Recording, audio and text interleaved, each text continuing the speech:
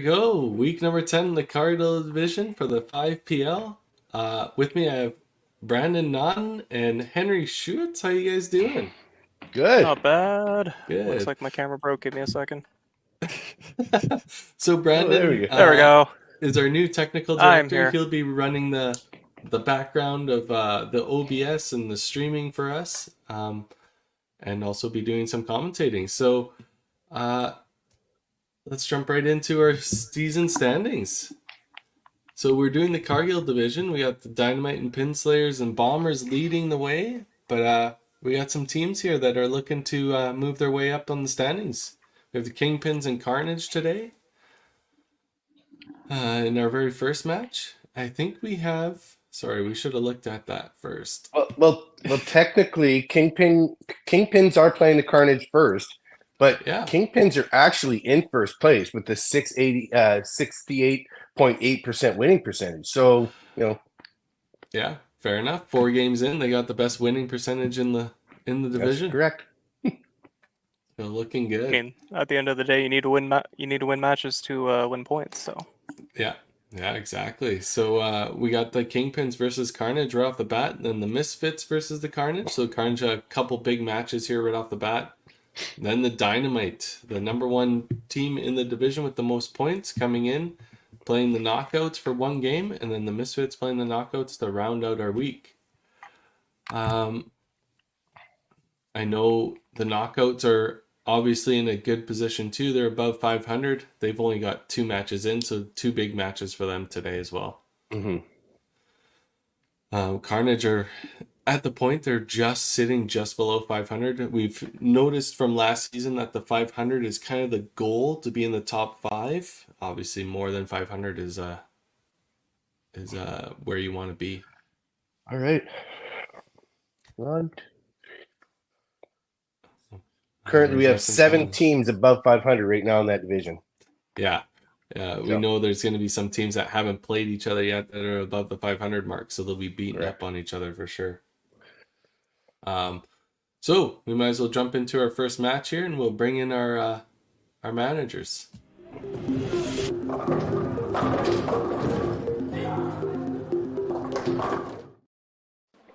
How's it going? We got Jeff Wilson from the Carnage and Robert Gallagher from the Kingpins. 1 match today. How's it going, guys? Nice and early, too. Not bad in Alberta with minus 40, Bob. Oh, That's yeah. fine. It's a little chilly. A little chilly coming from Saskatchewan for Scott. But he's here. Coral is it, but Scott is. A trooper, we all walked in Parkas this morning, that's for sure. Yeah, no doubt. If people didn't know, Alberta got the big emergency alert last night to unplug your electric vehicles. So draining our power grid. I wonder how many people did that. 0. Them damn Tesla drivers, I tell you. I love it. Obviously, so Robert, you guys are 4 games in. Same thing with the Carnage. You're roughly around the same spot, right? Heartland has just over 500. Carnage is just below 500. Big match today, especially for the Kingpins being 1, and Carnage got to get off to a good roll to get into that second match today. Thoughts? Yeah, it is a big match. We've got our next 3 are really huge, so hopefully we started today, and then next week we play a couple more. So we're getting right at her now. We're ready to go. Jeff, I can echo that for sure. We're excited. We're ready to go. A little bit of a slow start this first 3 games, but kind of a good last game there, and looking to build on that momentum here going forward. For sure. All right. Well, we might as well get you guys rocking and rolling and hit the lanes. Good luck. All right. Good luck. Do you want our lineup? Oh yeah, I suppose we should do that. It's been a few weeks. We're really struggling here. Kingpins, you're the away team. Can I get your lineup?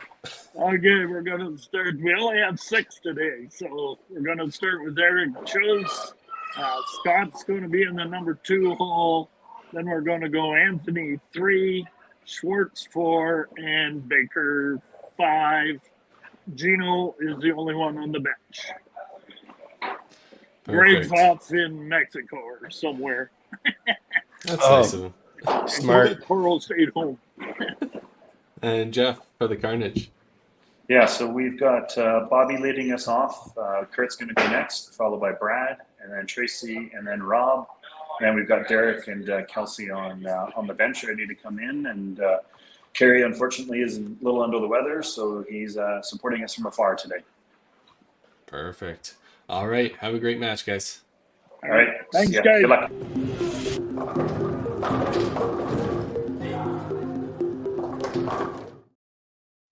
All right. Here we go. Okay. Do we? Am looks like I I have- keeping tabs on how many mistakes we make today? Oh, yeah. For Well, Carry apparently one. the score has gone down here, so sure. oh shoot. Looks good on my Oh, side. there we go. So I just got it hit back. the refresh. There we go. Yeah, I got it. I got it back. We're good. I have not ruined everything. We're good. Apologies for my departure there. Looks like the Wi-Fi decided it didn't want me to do anything today, so Oh yeah, that old thing. I'm really hoping that the cameras clear up a little bit. Yeah, I'm not sure if that's on Brandon's side or if that's my side too. You're seeing the same blur there. Yeah. Should I give you both a tick then for that, or are we still working this out? We're still working this out. Still working this out. they do look a lot better on OBS at OBS. least, if that counts for. Yeah, for sure. We'll just go over the Kingpin stuff here. Sean Schwartz, Gene Zebarth, Jen Baker, Eric Chose, Anthony Street, Scott Clausen, Coral Nichols, and Greg Gigluck all round out this team's roster, with Robert Gallagher being the manager, playing out of Heartland, Stettler, Alberta.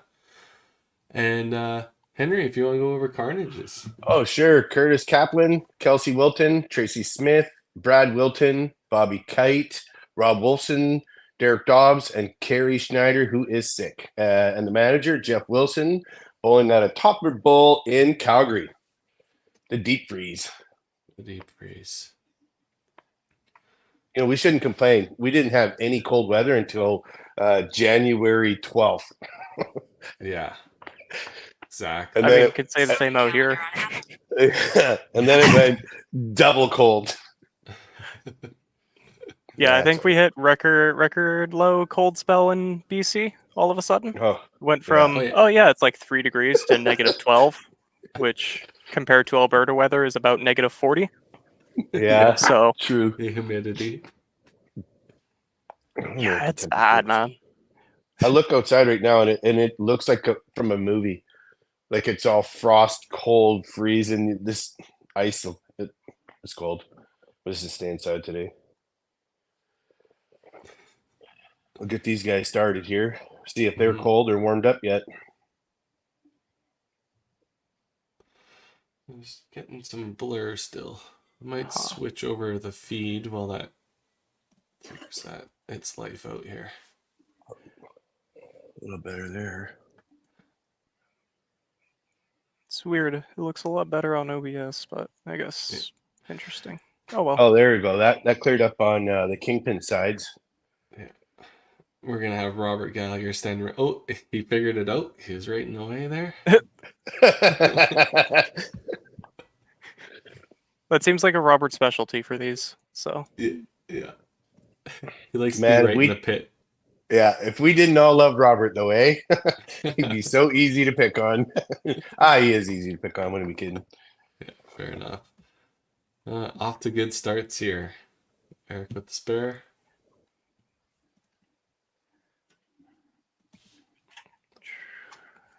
Bobby with the chop spur as well. Yeah, big. It's a super spare, essentially.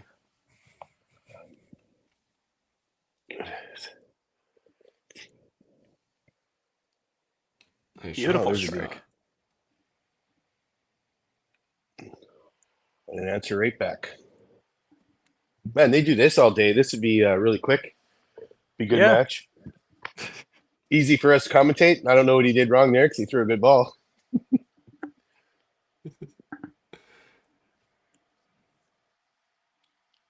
It was interesting. I was looking over the standings and just the teams that on paper are, lower in the standings actually have a higher winning percentage just because of the way, the scheduling's worked out. So these are some pretty big games right now. Yeah. Well, I mean, These are massive games. they're all big games, but you really, as you start getting later in the season, you can't afford to drop a game or have a bad one. Yeah. No, definitely not. Every point counts the later the season goes. Anthony with a beautiful left corner spare. I know he had some issues with those at our other Calgary house. Felt quite bad for him, honestly.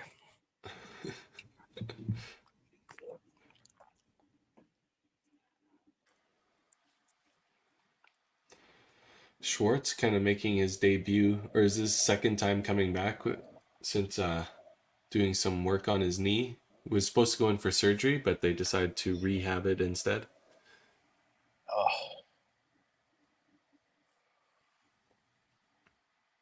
And he's such a competitor. I think he just wants to play ball. Yeah. He doesn't care about the pain. Let's not rehab it. Let's just get me going. It was a big miss by Rob there.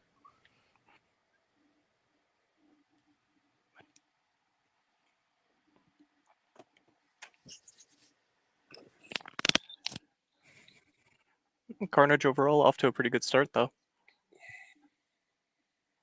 That's great start for them. Three strikes, one spare. It's a chop sandwich. Is that?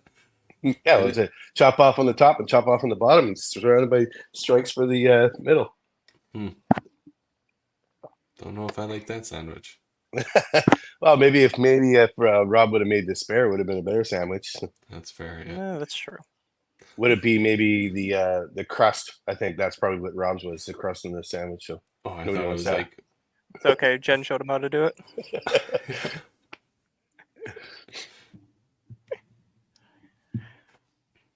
oh, it's still early. It's game 1 in frame 2. I need another Bailey's and coffee already.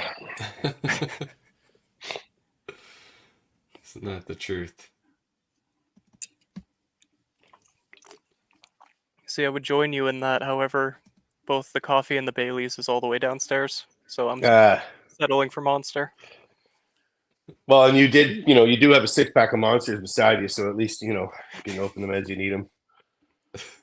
When it starts, I getting do need really... a new flat. I do need a new flat. when it starts to go off the rails, we'll hear you open up the Monster. It'll be fine. Yep, totally.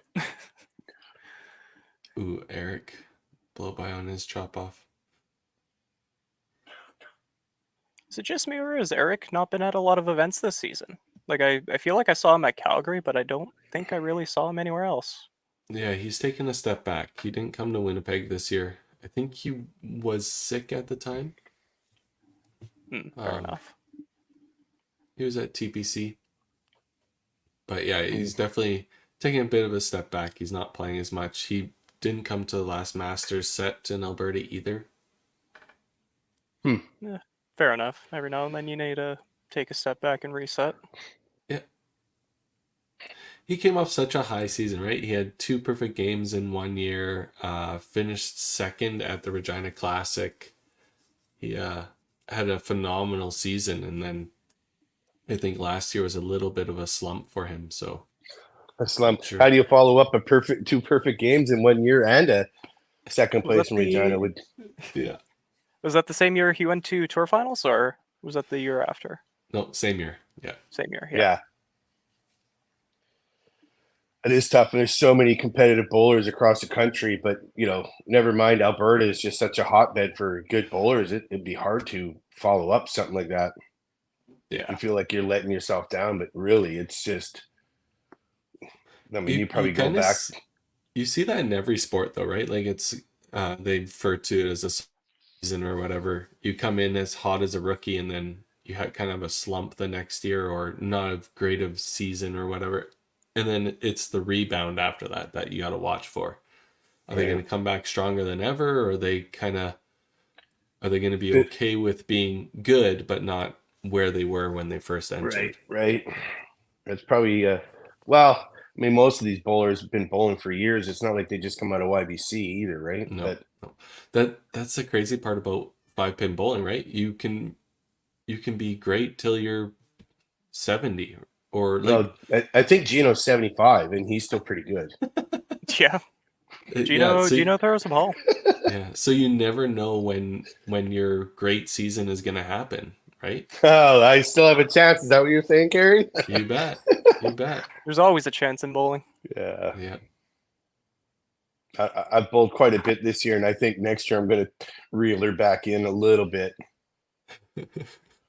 I've been a little bit forced to reel it back in due to my knee, so Well, that'll be my excuse next year. My old body just can't take bowling all those tournaments. The 5-pin nagging injuries. Oh. Looks like both teams have kind of slowed down just a little bit, probably listening to us chatting. Tracy with a good spare. Scott didn't slow down at least.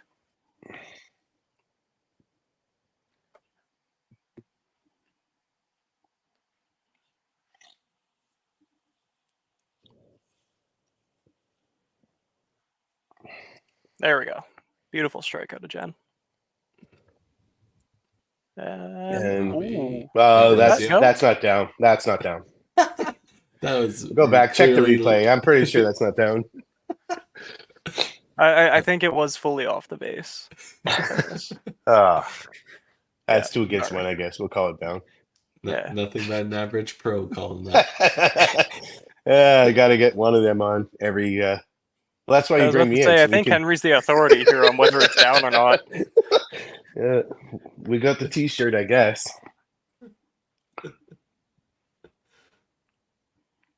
It's quite funny going to some of these tournaments and listening to people "That's down," yelling "That's down" when clearly it hasn't even moved, because that's basically how the whole joke started. Yeah. I'm pretty sure I picked it up the year that you guys were selling the shirts at TPC. Yeah, I'm pretty sure by the end of it. it was, it's become almost irritating because it's not even down. I'm like, no, I know it's not down. It didn't even move. Like that. That's the point of the joke. That's the whole exactly. That's the whole joke. Oh well. Well, punch from Eric going to clean up or spare up the 5, and then a 5-8 count out of Bobby. That's not something you want to see. You're trying to pounce on him, get all the pin advantage you can, and then get tapped on your second shot.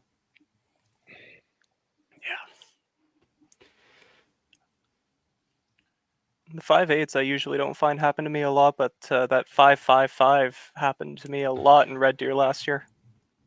5-5-5. Actually, the 5-8 is probably more irritating than the 5-5, just because I know the 5-8 you're close. Oh, good You push. should be there. Normally, I would agree with you, but considering the amount of head pins I threw at Red Deer last year, it was pretty frustrating to see me plow on my spare attempts. Such as bowling. Yep. I don't know who told me, but one of the older guys at bowling, might have been Gino. When I get 5-8, he's like, "Well, that's a penalty shot for missing the middle on the first ball." It's a dumb penalty shot. I agree. It's not great.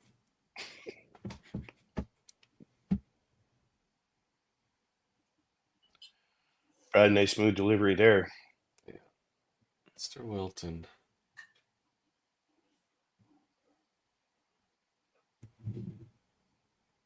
This has Man, been there's a a lot of- very interesting season so far, I have to say. A lot of bowlers that you don't expect to make as deep of runs as you normally would. Not to say anything bad about them, but they just haven't had that performance before, have gone the distance. Yeah. I guess that's the thing about 5-pin bowling. You just never know. It's catching lightning in a bottle. You're hot one day, and next day you're ripping 2 pins. I know that maybe all not too quite. well. Maybe not quite that bad, but No, we had Anthony win Club Tour to kick Yeah. off the year, I believe.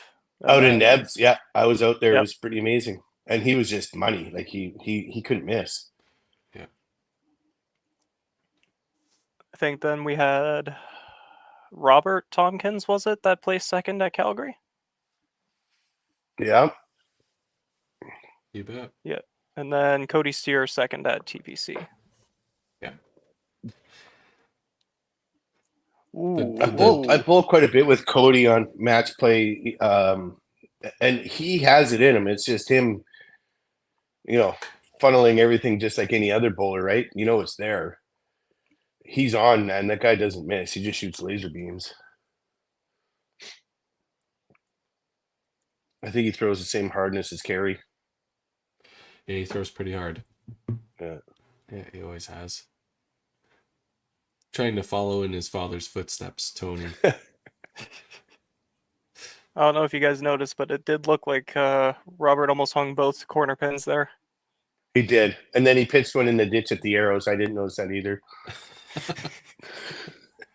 I wasn't going to bring that part up. I was going to be nice and not bring that up. Slight overcorrection.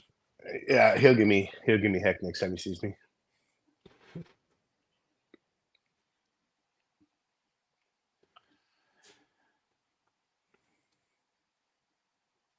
There's a shot by Bobby. That's a bomb out of Bobby. Oh, and followed by Eric. Is getting jacked.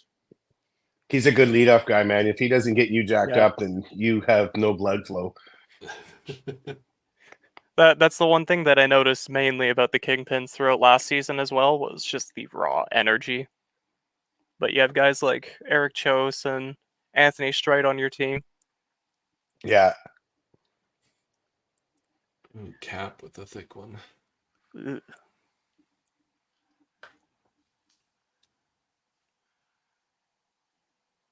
I think the average pros are going to take after the Oilers there and go on a 10-game heater here right away. Like we still have 10 games left, Yeah. Ooh. Pitch left out of Scott.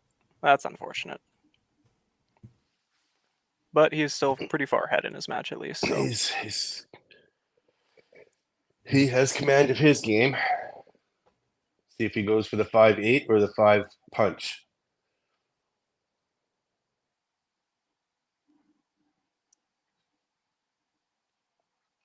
That's why he got the spare, because I never said spare. That's that commentator curse. You know, guys, that works. Yep. Oh, that's the aces. See, you talked about him hanging a corner, both corners. Look what happened to Brad. Hey, in all fairness, I said Rob almost hung both corners, not Brad.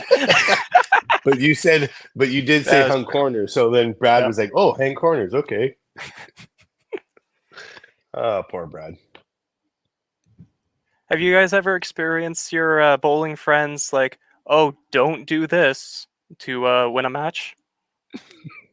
While you're versing them? Oh, yeah. Well, I bowl with one of my best friends, Mark, and the two of us are the worst when we're bowling against each other. Like the rest of the league comes over to watch us because it's nothing but a chirp fest the whole time, standing on each other's lanes, and yeah, that's bowling. Not necessarily in the pro league, or you're actually playing in a big tournament, but match play, yeah, we kind of get a little crazy. To the point where one of the other bowlers in the league told me I had to be a little nicer during bowling. So I noticed we don't have pinfall for the Kingpins. It's not on their scoreboard. Oh, total pinfall. Yeah. Yep. Oh, Robert. Oh, math is hard for me. I'll bust out the calculator. Okay, good. It's too early in the morning to do math.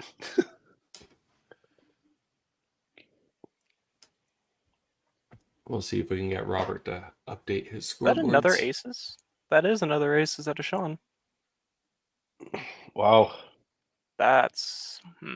Commentating curse for sure. I can just see the comments now. Don't invite him back. Oh no, they've said that a lot about me. They keep bringing me back. I think Kerry hit the bottom of the barrel last week, and he was like, "Dang it, we need somebody." Well, I do believe this is like the third or fourth time I've asked you, and you finally said yes. So you can't really say. Yeah, You're that scraping. is true. I'm a busy guy Sunday mornings, Yeah, but I knew it was going to be minus 50. I'm like, what am I going to do Sunday mornings? I'm going to watch bowling anyways. Yeah. Gem Yeah, with fair the enough. turkey there. All right, so we're currently sitting at 449 after the fourth for Kingpins. Oh, Robert got it up there. Look at that. Oh, perfect. Good job. I'll put the To calculator away. 411. Kingpins have 1, 2, 3 marks to 3 marks. 3 marks. Double for the Kingpins, though. That's Yeah. the big one. Yeah. Eric knew as soon as he let that one go. Yep. Eric's heating up. He's on it. Oh, That's a very unfortunate place for that. yeah.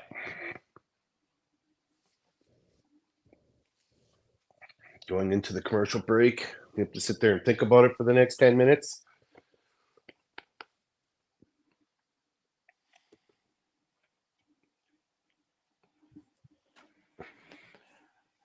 That is a very interesting aspect that I don't think gets enough notice sometimes with this. Is you're sitting there for what, like 4 or 5 minutes while everything's going through. I know Yeah. personally I struggle a lot with stopping in the middle of games. Last year, I think that was the one thing that did help me was the break. Just, I don't know. I like the slower pace. When it's 3 in a lane, I don't bowl very good. When it's 4 or 5 on a lane, I've had my best averages. Seems Yeah. weird, but I like the little bit of the pace. Just I agree with you. I've always said that a lot of those guys on the WCBT, they want to play the Thursday shift because it's quick and you can keep your pace up and stuff like that. I find it the exact opposite. I find if you get in trouble, it's hard to figure something out quick. yeah, it's like a snowball and you can't stop it. Whereas I don't know, with the 5-player team, I can sit down and I can have a talk, or I can, just not even think about bowling for 5 seconds. Whereas the match play league is, it's 3, 3, 3, or the Thursdays. I haven't bowled a Thursday just because of that reason. I don't want the pace. Yeah. Kelsey comes in for Curtis Kaplan in the 4th frame or in the 5th frame. And that was the first time he missed middle, really. Yeah, he's just too thick and missed his one sparable. So out of 4 frames, you can say he really threw one bad ball, which would be the second ball in 4, and he got pulled. Yeah. Yeah, there's not a lot of time, right? Like the 2 hit pins, sure they're on the middle, but they're not beneficial to pinfall. So that Anthony's got 3 hit. Yeah, that's true. Such a short right. Anthony's got format. it is, and I get it. It's tough, and that's why I'm not the coach, because it's like, when do you pull a guy? When do you put him in? When do you let him run a little bit longer? Maybe it depends on the player itself, but. I remember last year Jordan was really struggling. I think he got to frame 6, and the coach was like, "I'm not pulling him." I mean, he also knew who he had on the bench, and then Jordan went on a heater and threw 6 in a row to finish off the game, right? Yeah. That's where the coach just kind of has to know the players that they're coaching, though. Yeah.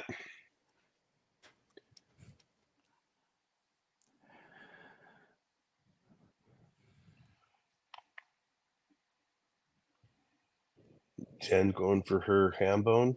Nope. Jen pulled an average pro, ripped a 3-pin.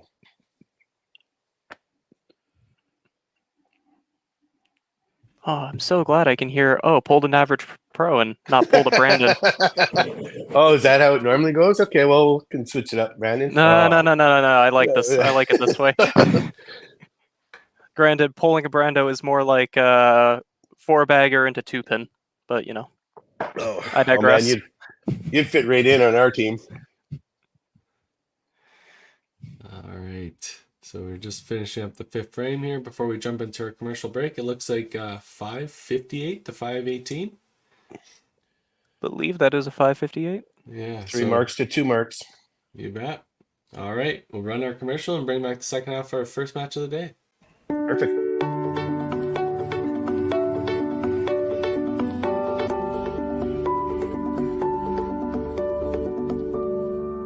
Cargill is proud to be supporting a truly Canadian sport like 5-pin bowling. We look forward to watching some great competition from many competitors and bowling centres across our country. With hundreds of locations across Canada, Cargill is committed to helping the Canadian farmer thrive. Whether it is selling commodities, getting agronomic advice, fertilizer needs, crop protection, and marketing expertise, Cargill is here to help. So please enjoy this bowling. Thank you.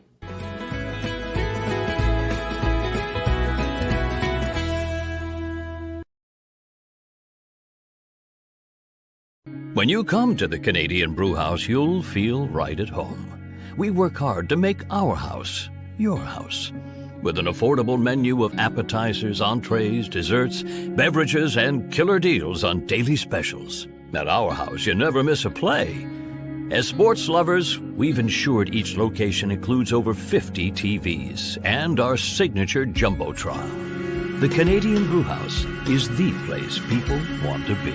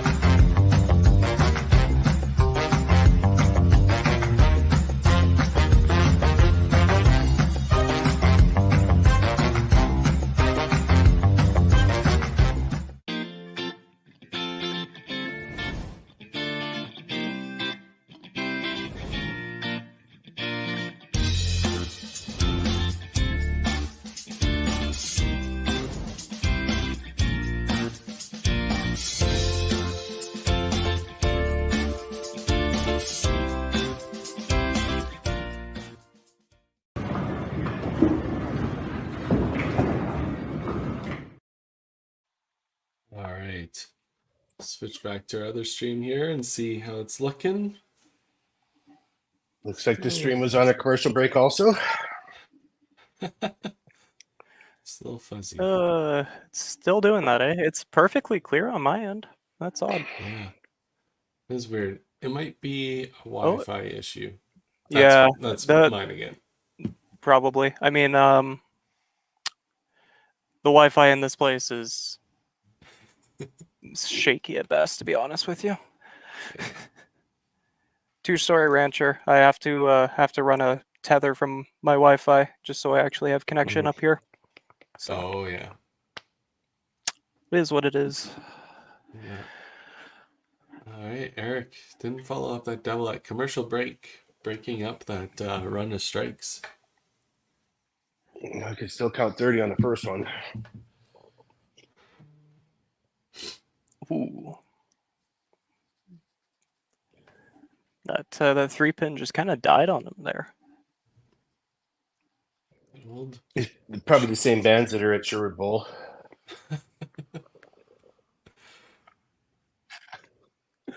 We played Masters on the weekend, and it was all right at Stetler. So pinfalls there.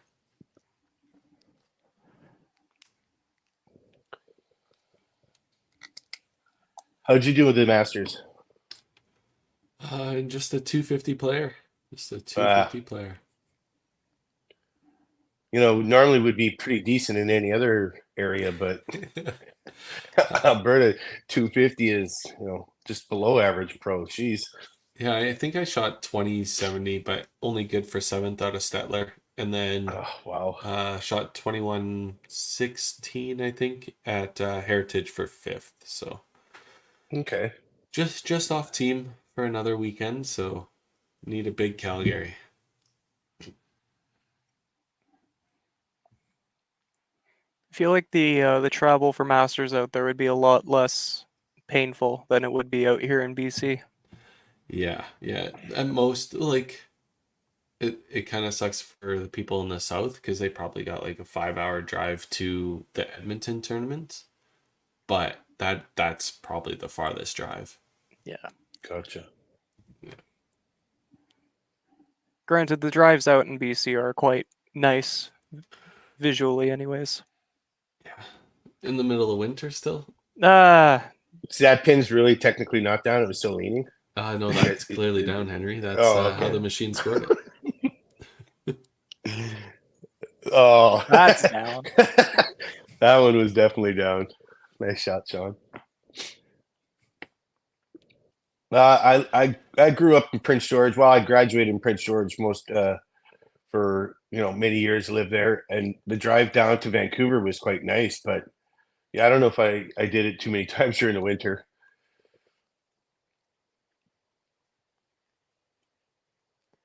Yeah, the Coquihalla gets sketchy at absolute best.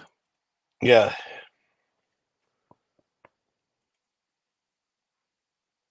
No, Rogers Pass is not. Rob. Rogers Pass isn't all that great either. So it's kind of a big frame here after the break. Heartland starts off slow and then throws 4 strikes to finish out the frame. And Carnage had 4 marks working, and then Robbie just missing that spare. 610 to 664. Cut the The lead down to Kingpins. 54, yeah. Which is nothing. 54 pins is nothing on a 5-player team.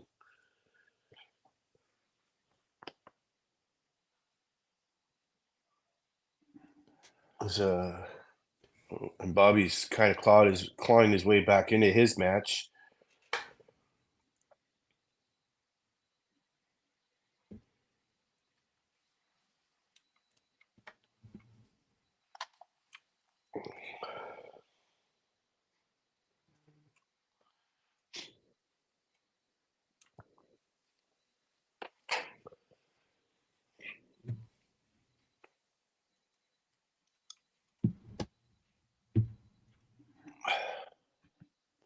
There's one where Eric didn't even turn around to look at the coach to see if he was going to get pulled. They got Geno's on the bench, but he's had the 2 doubles. But other than that, he's opened 2 and 3 had doubles, and then he's opened 2 more frames. So he'd be one I'd be thinking about. Okay, he's still leading his match, but Bobby's throwing a strike on his spare. He's starting to claw back. Yeah, I think that's where you're going to run into the tough part is like, who am I pulling here? Or who's making the bigger mistake that I need to try and pull a point back here? Right. Brad threw another just absolute cannon. Nice and smooth. He's got a really nice, smooth delivery. That ball comes out. He's feeling it.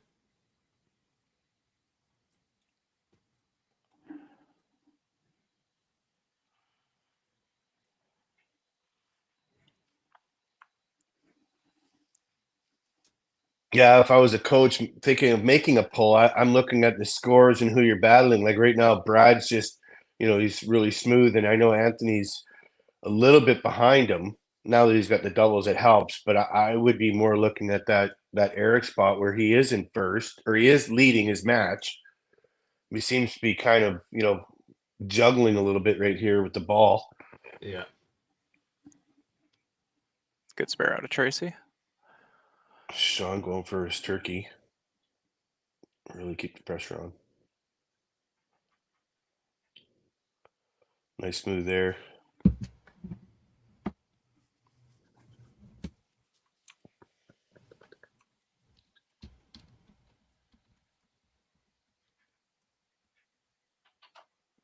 Oh, Rob finally got one to fall down.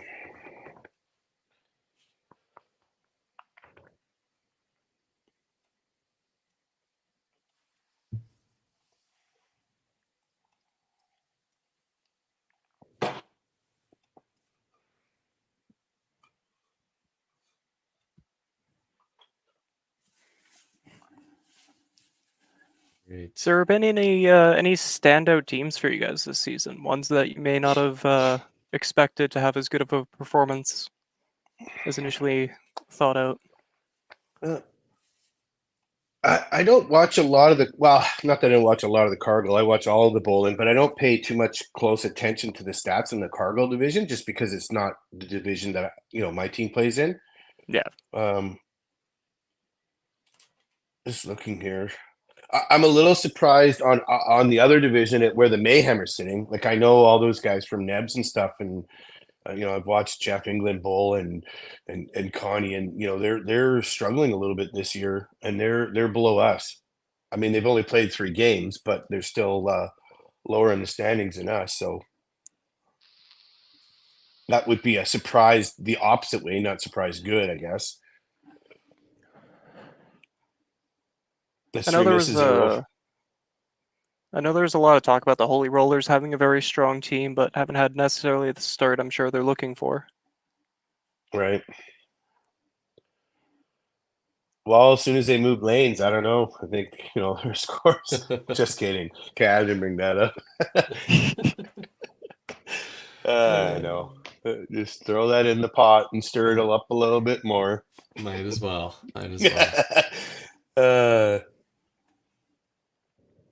On the other side, though, looking at the Cargill division, the one we're actually in, I know the Misfits have a couple big games today. They they finished off really good last year, making the playoffs, and they're only sitting at 500 right now.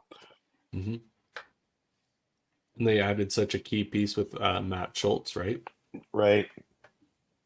Matt has definitely had a really good season so far this year as well. Yeah. Oh.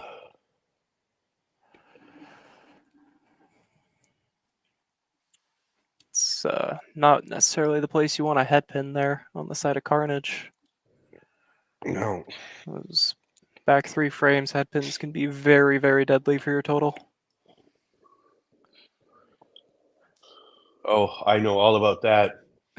8, 9, and 10, I have a tendency to open quite a bit. I can throw 6 of 7 strikes and still finish with a 240. Yeah, headpin and 8th was what killed my first 400 attempt last season. 7 off the gun, headpin and 8. I'm like, all right. Yeah, just a struggle. One ball. It's not even a bad ball. Oh, there's one on doubles there. Brad just throwing absolute missiles. I kept that PG for you, Carrie. You're welcome. Yeah, I was really waiting for it. Thank you. And if anybody knows me, they'll know what was supposed to be in front of missile. I feel like I have a good idea. That's our next T-shirt. Throwing missiles. Throwing missiles. Yeah, well, I know the Misfits tried to steal our saying, so we had to put a patent on it. Yeah, that's the route you took. Yeah. That's the route we took. Yeah, Fair enough. I've good friends in the patent company. Schwartz going for the big ham bone. Yeah, and this is why you don't pull them after 2 sets of aces. Right? Oh. Yeah. Okay, well, that's I'm 0 for 2. I'll just add a tick to my tab here because I'm 0 for 2 on ham bones. That's oops. I think both of them punched.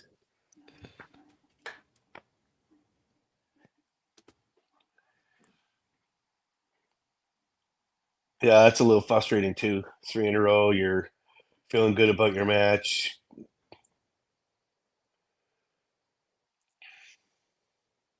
It does put Tracy back in contention too.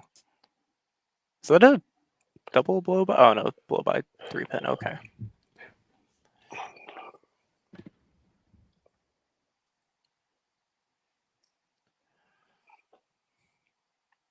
What do we got? 884 to 904? 908, I think. 908?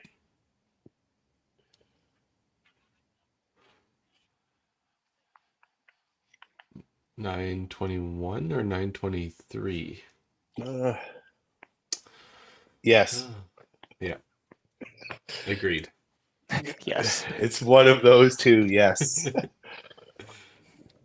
And the Kingpins only have this one match today. So, they're up early, drive halfway across the country at -50 to play one match.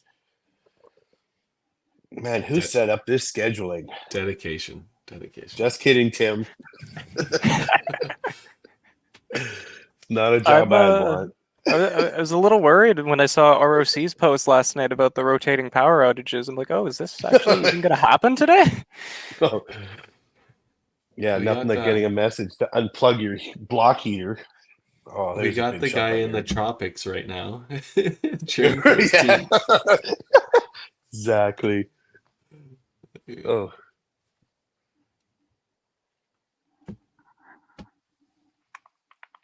Oh, Bobby with another headpin.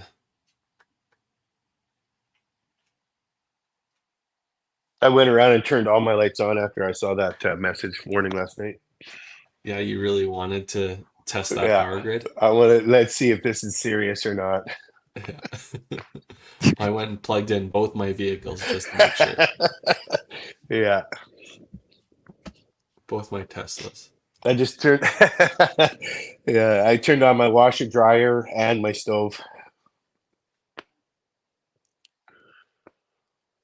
Interesting 12 count there out of Scott. I find you don't see a lot of 12 counts unless it's a house known for it. Yeah, Like there they are don't. some there are some houses I see 12 counts every other ball, I swear. It's just a normal thing. Oh. That's a good follow-up from the head pin. Robert's going to cover that pin for us so we can't see if he hits it. Yep. Just enough. Those are new rubbers for sure. If they were worn out a little bit, he would have missed that one. Oh, man, Yeah, he the just Yahtzee. throws so smooth there. Yahtzee from Mr. Wilton. When he's that big, you call him Mr. You hear that? Harry? Yeah, no, he definitely Mr. Wilson. I bowled with him a couple of shifts. Man, he's such a nice guy. He kind of has that look on his face that don't talk to me because I don't want to talk to anybody. But then he, after bowling with him, he just, man, if you had any questions or anything, he'd be one to help you out too. Yeah. His wife, on the other hand, I thought she wanted to bench press me. I'm pretty sure. Oh, 100% she did. and could. I'm sure and she could. and could.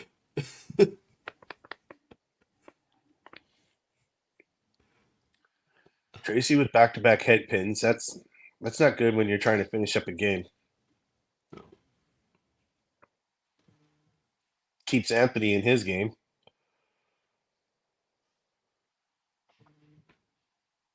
It's making this close, Oh, it right? was Sean. Yeah, I was about to say, I don't think. I was like, no, it was Sean. I'm looking at. I'm like, Anthony's got 178 to 180. Oh no, he's not even bowling. Sean, Anthony's. That's a huge strike coming out of Sean. Yeah. That is a huge strike coming out of Sean in the 9th. Yeah. 8-point difference between them.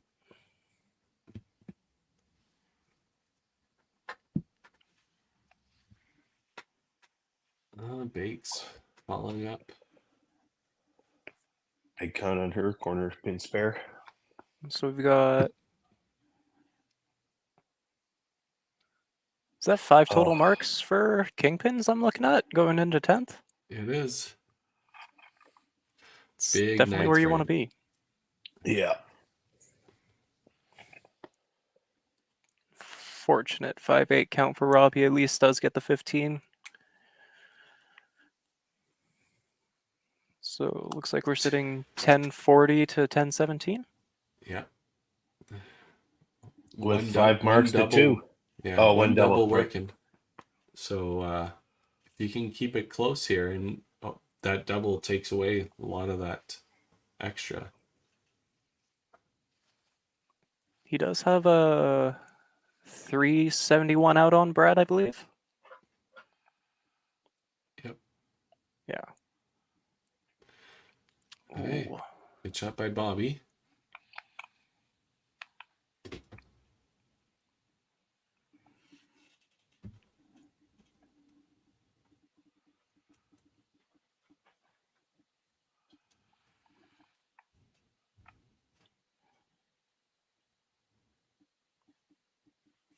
Oh, the 5-8.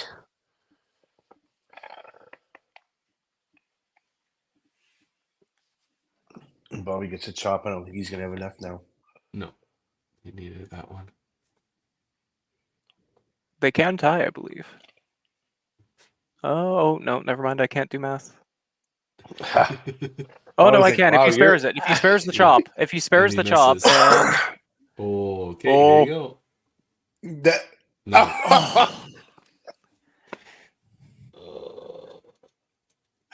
Oh, Bobby.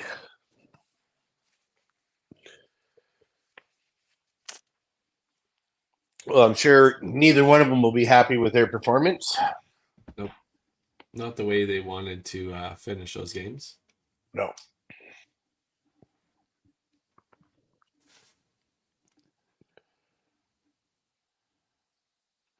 Oh, Kelsey. Ooh.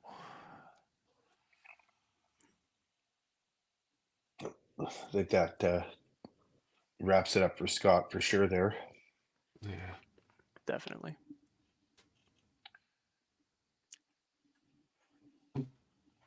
Math is hard for me, but there was just so many numbers in between the two of them that I figured it was safe. Yeah. There's a lot of numbers to overcome there.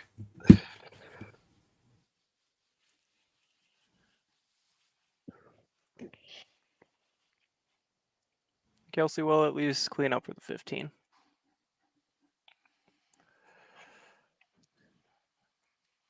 I think we have had a couple of matches this season that those 15 counts and 10, even though they suck, they were still the difference maker.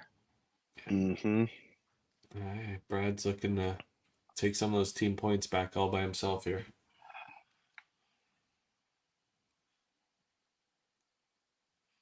Oh. One set of aces and one head pin. That's Brad's day.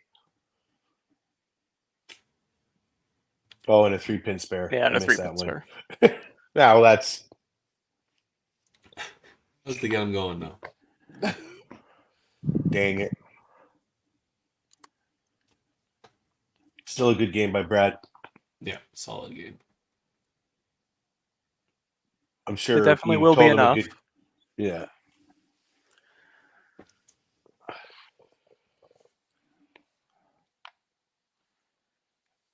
So Sean is in position to steal the match away.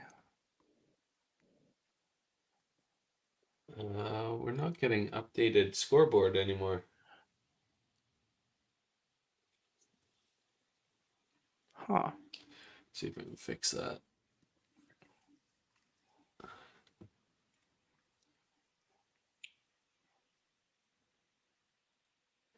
think their camera went down. They're just adjusting their scores and then they'll turn it back on. Hey. 5 perfect games. Oh, wow. I didn't see that.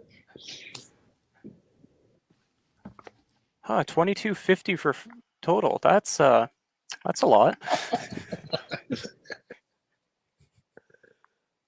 Oh, dreaded. Well, we do know Tracy was ahead by 8 points. Sean had 190 with a strike and 9. Yes.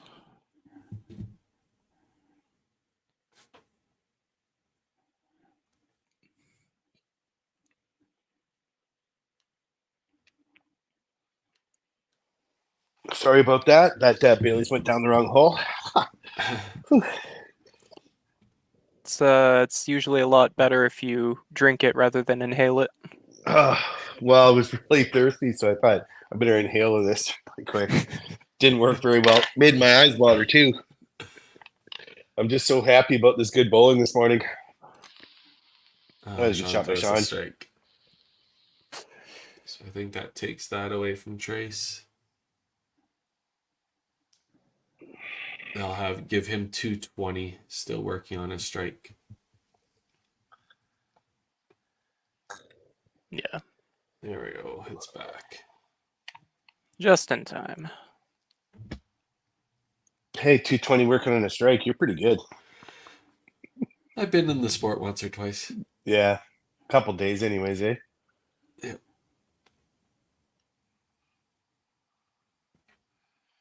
I think the Carnage just want to stop the bleeding and get on with the next game because they got to play again right away. So they'll have to put this one behind them. And, other than Brad, nobody really had any game. Yeah. I mean, it happens too, right? Yeah, for sure. Been a part of teams that have done that lots. One game you maybe don't notice it over an 8-game tournament, but one game you'll notice. Solid game by Robbie, but unfortunately against Bakes, not enough.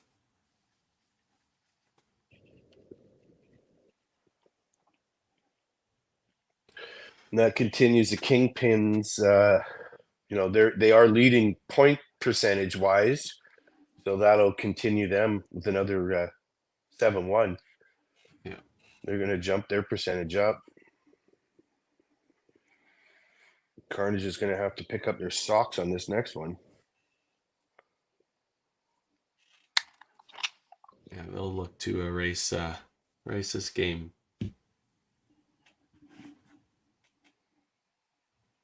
That puts Kingpins at 29 points. So it'll bump them right up to third as far as points go, but still first with point percentage. Yeah. No, and they had a solid team game. Nothing crazy great, nothing bad, just a good solid team effort. And I guess, sometimes that's all you need. Yeah.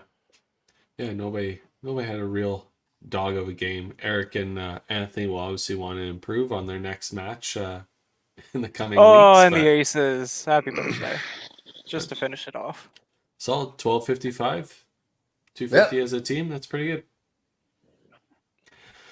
At the end of the day, just considering not one person was above 300. Yeah. And they still averaged 250 as a team. That's pretty consistent. Yeah, for sure. All right. We will jump back to our team managers here. All right, Jeff. How's it going, sir? Could be better. Could be better. That's why you have another match today.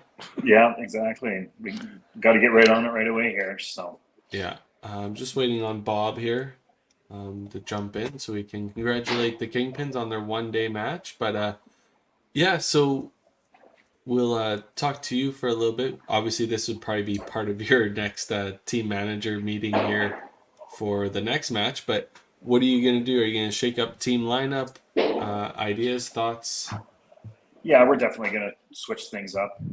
We struggled a little bit with just getting momentum, right? It was, you'd have a good frame, and then next frame it was you'd open head pins and that, and it just couldn't string anything together. And that's you just at that point your math doesn't work, and you're not adding up quickly. So that's what we ran into, and it's just try to build on that and build up the energy again going forward here. Yeah, for sure. And Bob, obviously, great day in the -40. You guys came away with a 7-1 win and your one match of the day. So team's got to feel pretty good about that. What are you guys going to do? Going to cozy up to a fire and have some eggnog, or what's going on? I think you'll probably start with a beer. Yeah, skip the eggnog, Bob. That stuff's nasty. Yeah, that's right. It is. It is. No, that was a battle. Holy. Kind of like the Carnage, we get on a couple, then you punch. Anthony threw like 5 head pins, I think, that game, and Yeah.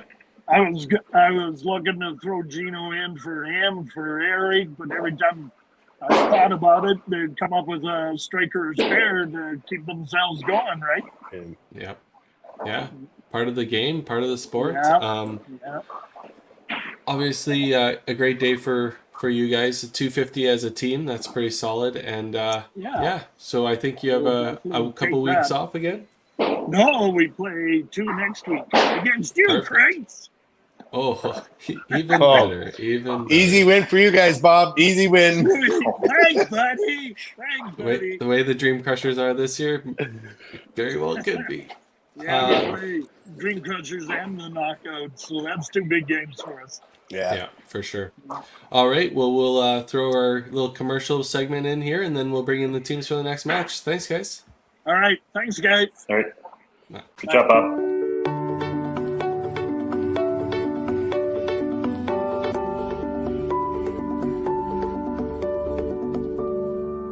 Cargill is proud to be supporting a truly Canadian sport like 5-pin bowling.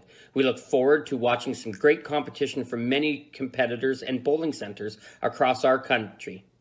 With hundreds of locations across Canada, Cargill is committed to helping the Canadian farmer thrive. Whether it is selling commodities, getting agronomic advice, fertilizer needs, crop protection, and marketing expertise, Cargill is here to help. So please enjoy this bowling. Thank you.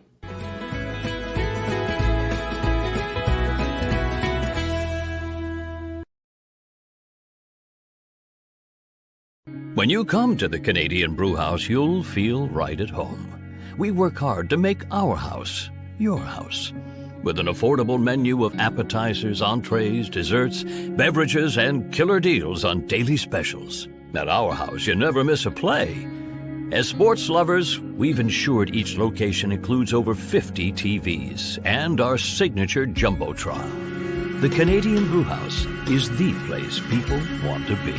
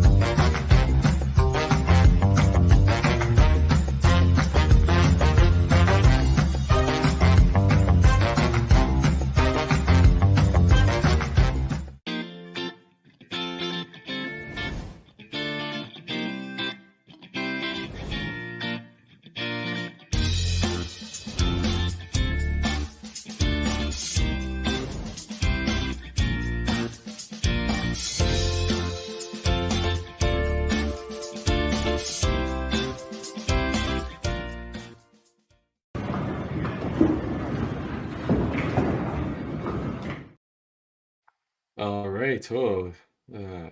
Oh, We'll jump straight into our second match here for the day. So we have the Misfits versus the Carnage.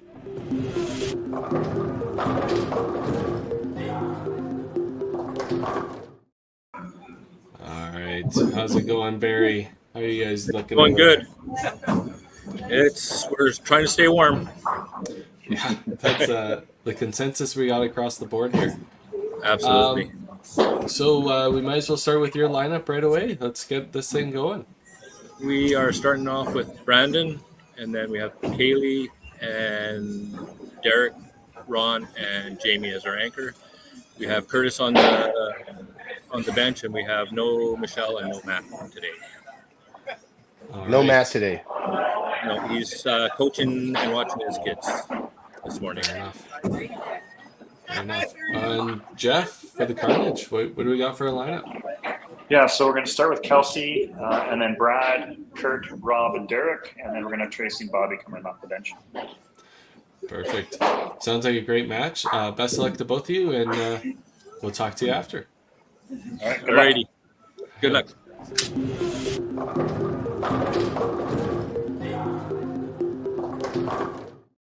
All right, we'll try Brandon's setup here. I think every pro league team needs a mascot. Yeah, there's some good ones out there. I was definitely trying my best to not laugh in the middle of that, seeing the mascot in the background. Everyone needs one. That is awesome.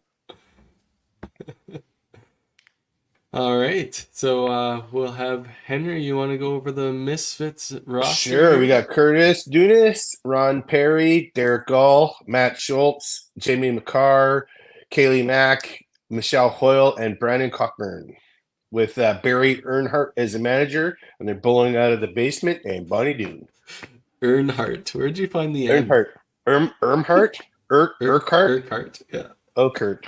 What? It's Barry. Close enough. From the I'll put it under my Carnage, tab, Henry. -1. Good. Curtis Kaplan, Kelsey Wilton, Tracy Smith, Brad Wilton, Bobby Kite, Rob Wolfson, Derek Dobbs, Mr. Kerry Schneider, and Jeff Wilson playing on a toppler. All right. I think that's a big blow to the Misfits. Like, what is Matt thinking? He can't just bail on his team like that. Well, that's up to be determined. Obviously, losing probably the highest averaging player in the pro league at the moment, that is a definite big hit to the team. Yeah. Yeah. But I mean, not that they Misfits- don't have a, Derek and Brando can both bowl. Brandon can, Yeah. they can all bowl, but this is the same team they had last year. They just replaced Brandon when Brandon moved over to the Average Pros with Matt, and they've played many matches. So these guys they're ready to rock and roll. And I'm wondering, like, we obviously don't want to show bias to any teams and anything like that, but you got to think Jeff Wilson sitting there putting that lineup together, and then hearing that Schultz isn't on the opposing team has got to feel a little bit better about better about the situation. Not saying that it's going to be an easy task. No, but and it's not saying that the other bowlers on the team can't bowl, but you're missing Matt Schultz. Like, you sit Connor McDavid or LeBron James or any one of your, he's the top player and he's one of the best players in the league. I don't care what, it's gonna hurt. Yeah, the rest of the team can still play, but missing out your top guy, it's a big deal. I think this is where I want us to eat our words and put our foot in our mouth, and the team shows us what they can do. The Misfits are like, we don't need Matt Schultz. He's just an extra. That's gonna happen too. That's fine, and I hope it does. Honestly, not for the Carnage sake, but just for us being, no, that's true too. But us they're from being Calgary, us. so I'm not that I'm biased because I'm a wow, commentator, Henry, but that was the most biased comment you could have made. All in right. that moment. Oh wait, we're I'm supposed banned. to not I'm be biased. banned. Should I take my knockouts hat off then? Yeah. I'm banned. That's why I had to commentate this side, because I would have been way too biased on the other side. Yeah. We're ready when you guys are. Not sure what the holdup is, if we have some team rah-rah in the back or what's going on, but feel free to throw that first ball of competition. You guys are now 5 minutes behind schedule here because you're watching your lane. Oh, There we go. Brandon's like, I guess we should go.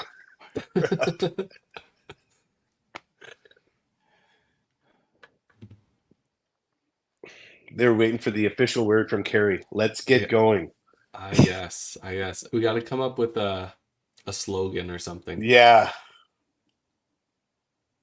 Like, let's get ready to rumble's already been taken. We can't use that one. Yeah, exactly. Yeah, we might get sued for using that one. I wouldn't be surprised if Dana has that copyrighted. Oh gosh, 100% he does. Our YouTube channel just gets taken down all of a sudden. Yeah, I just got shut down because somebody said something that copyright. You know, it'll be me that says it too. You know that. Yeah, for sure. That's why we pay you the big bucks so you cover your ass. Right? Wait, you're getting paid? No, I'm kidding. You're not? I thought you. Am I the only one that's getting paid? This is great. You didn't know that, eh? Henry, in the history of 5PL, you might be the only one that's getting paid. Yeah, well, you were down to your bottom of the barrel, and you're like, "Okay, Henry, I'll buy you a beer if you come out and commentate." I'm like, sure, I like free beer. I mean, that Yeah, sounds it's- more like a bribe than payment, but Well, Brandon, Yeah. it's the 5-pin Bruniverse, and it was made like 3 years ago, and it's like sitting Oh. in somebody's basement. So It's just gonna give you the run, so don't worry about it. I forgot you guys had that made. It was good stuff, man. It was a I good didn't mind beer. it. Was I it? didn't. Ah. Mind it. Yeah. I liked it. The other good one right now is the 6 o'clocker lager, done by the Edmonton Sports Talk guys. Oh yeah. Yeah, they did a beer from Alley Cat too, and it's really good too. So how much did you get paid for that? I that didn't, slot but that what you I just- did, I have tried to have conversation with Matt to see if maybe he wanted to come out and talk about the pro league. So hopefully Hopefully, he's listening, but he's probably not. probably not. Who's listening to the 5PL on a Sunday morning? Well, me usually. I have 40 other people right at the moment. That's all right. Oh, 40 of us, probably across Canada. Well, no, because it's two up. Yeah, probably across Canada. Probably across Canada. And that's It was at just this 60 and- stream, It was at 60 until I started talking. as it does. And they leave. Well, Carnage is off to about the same start they finished off the last set with. Yeah.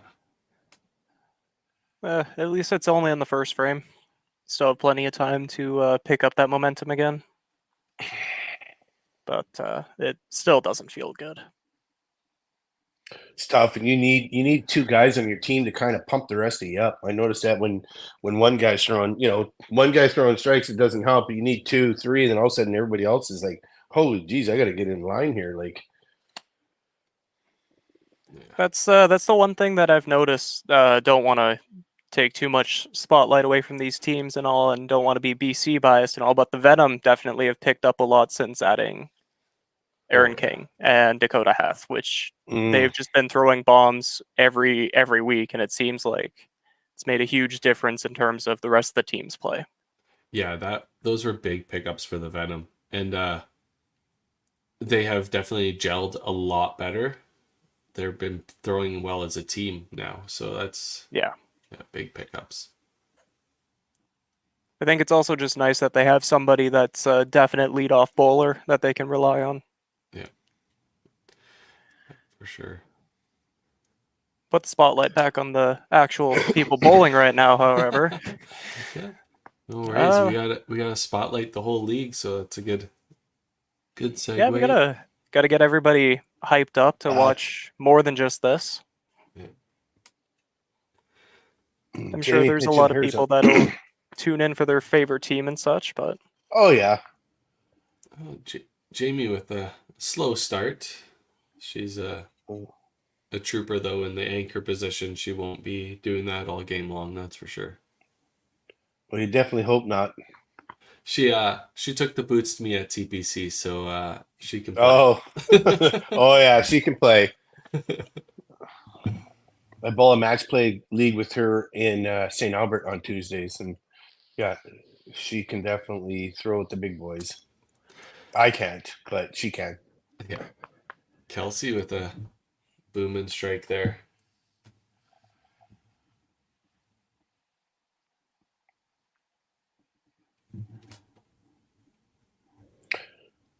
I wonder how many side bets those two have. Brad and Kelsey.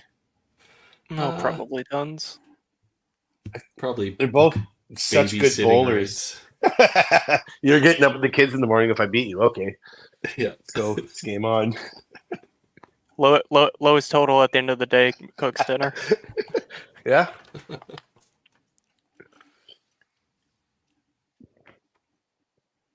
See, I learned very quickly not to make side bets after sleeping on the floor the first year at Winnipeg. Oh no. I always make side bets on Sunday match play, and it usually costs me, 3-4 beers at the end of the night. And bowling's an expensive night on Sunday when you're paying for beers for everybody. Yeah. Kaylee Mack with a strike.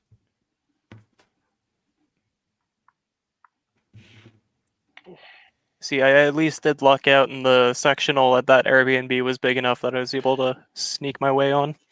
I don't know if that's a side bet I'd want to do out of town. Loser sleeps on the floor. I just don't think I could do it. We used to do that when I stayed with Tim Dexter and Ryan Alberg back in the day for Masters sets. And low man got floor. Oh my goodness. It was bad.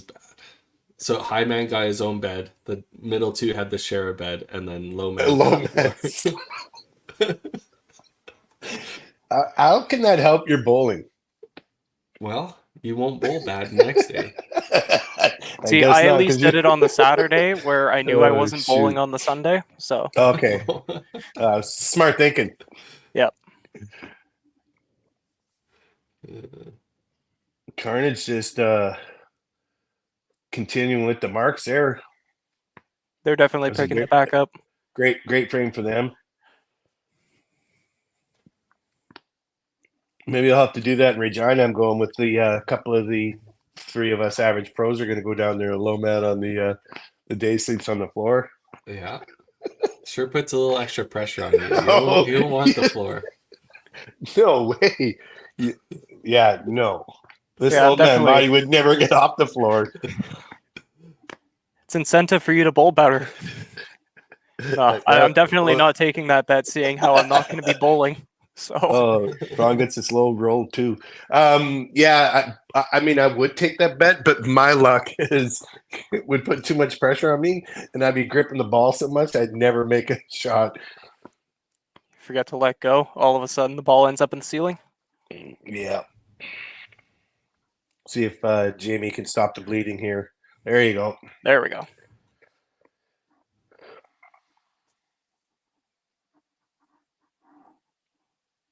A little slower of a start for the Misfits to see if Brandon can pick it up. He's a really good team player. I bowled a couple of shifts with Brandon too, and he's just nothing but encouraging. He's really a real nice guy. He just wants everybody to do well too. Yeah. Big Very shot out of encouraging. Kelsey. There we go. Remember, Brandon had some custom-made bowling shoes. They were actually Nike flip-flops. Yep. Just a bad. I don't know how he could bowl. You couldn't go too fast for sure. You'd blow a flop. Well, it was an open-toed flop. Yep. Or an open-toed sandal. Like I don't. Yeah, it was pretty amazing. I think that would be the only thing worse than the bowling Crocs that my friend wanted me to make them. Told him Not no, bowling. I can't do it.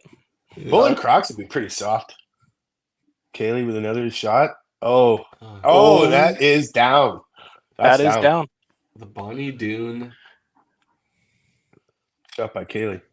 corner. I just finished making my son a pair. He's got some Nikes last night, and his the soles were coming off of them again because I used contact. So I got the power planer out and took off all the ribs on the sole of the shoe and glued them back on. We'll see how they work next little bit. That was a heavy one out of Derek there. I definitely feel like I gotta restructure my shoe. I'm pretty sure I caught the because I use high top Vans, and I think I caught rubber Okay. on the edge of my shoes, and that's kind of why I'm in the situation I'm in. So I'll take a look into that. Ron's struggling kinda 3 all over frames the in. Is place, this yeah. who's on the bench? Oh, I guess it would be Curtis is on the bench. Yeah. Oh, that's a big spare for Ron. Keep him in the game.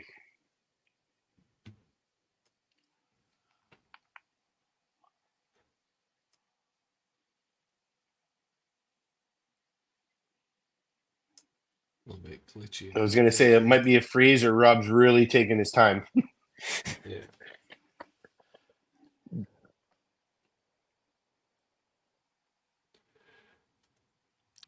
Let's do a couple of refreshes here. See if we can get those cleared up a bit. Yeah, I found Bonnie Dune's Wi-Fi is just not really strong, eh? Yeah, it's pretty rough. When They we need do big tournaments there, we bring in our own router to right. boost I need it all. Scott Knight to run in there and run some lines so he can direct plug stuff in there. Yeah. Not going to happen.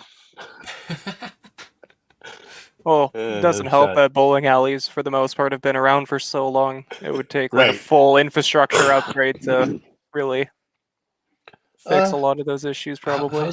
How's the Bombers lane 15 coming, Henry? That's what the people well, want you to know, the pros are going to have to switch lanes apparently because lanes 1 and 2 are terrible.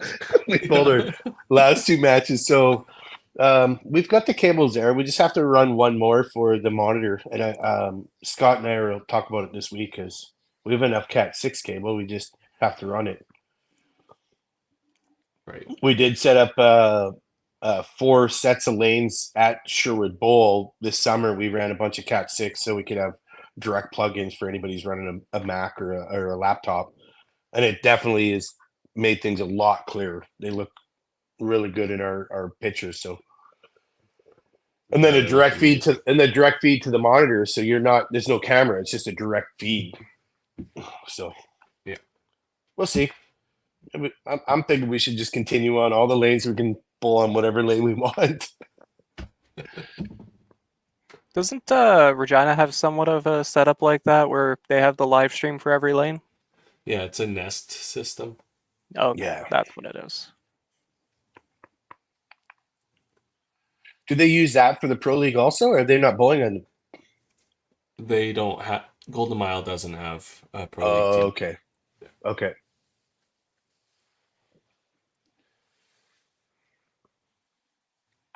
Brad missing his chop off spare.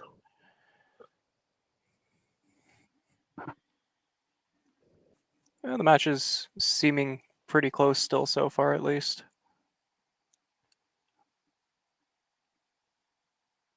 Granted, each team does have Carnage more so has the chance to run away with it. Kaylee's trying to keep the total close.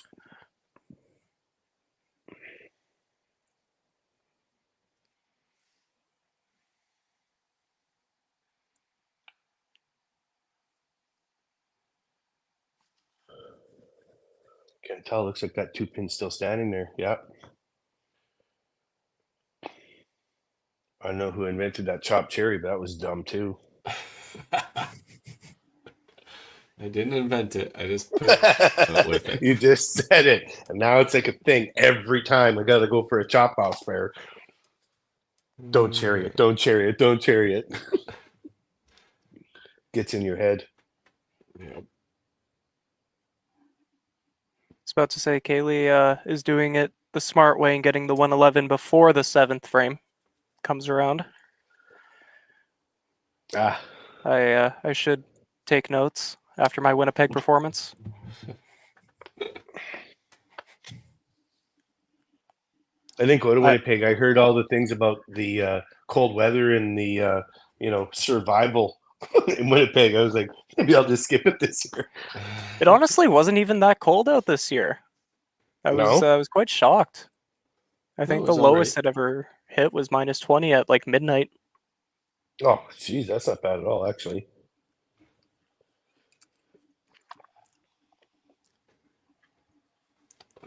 Might switch feeds here, I think. Pretty rough.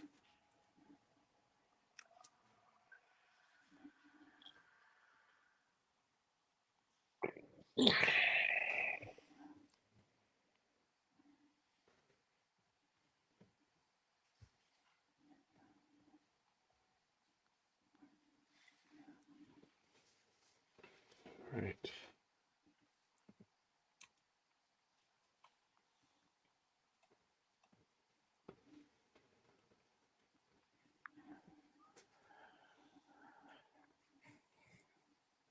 Definitely not the best fourth frame coming out of the Carnage. At least Kelsey and Derek were able to get the strikes to keep him there. Yeah, there's 3 marks for the Misfits there, a double for Derek. Is that all? No, Jamie's still there. Thought maybe the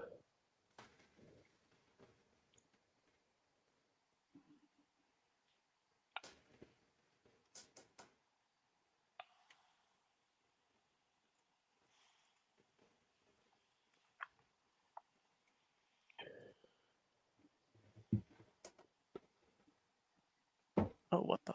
Oh. tough way to get 10. Yep.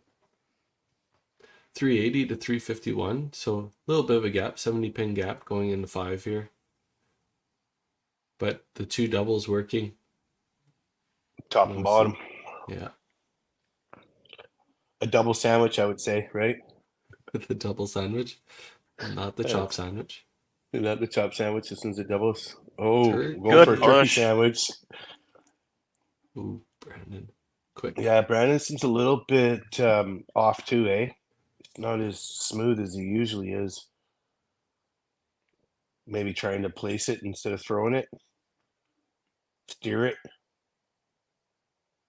Does look like we have Bobby in for Brad here. Yeah.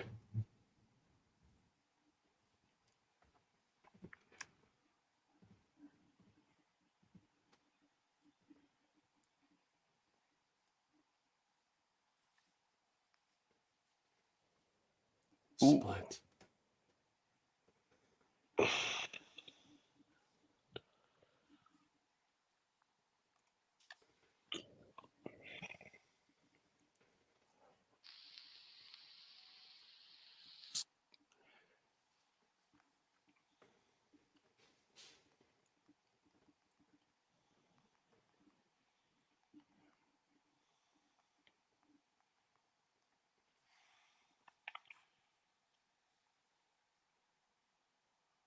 Oh, another good shot by Kaylee. It's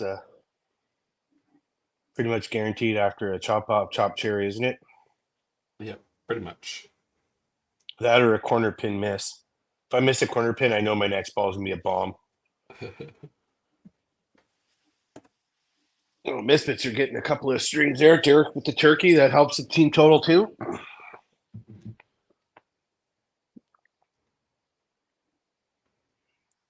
Strike here from Rom would be massive in terms of going into the 5th frame break. And it's a pause. And it's Ooh.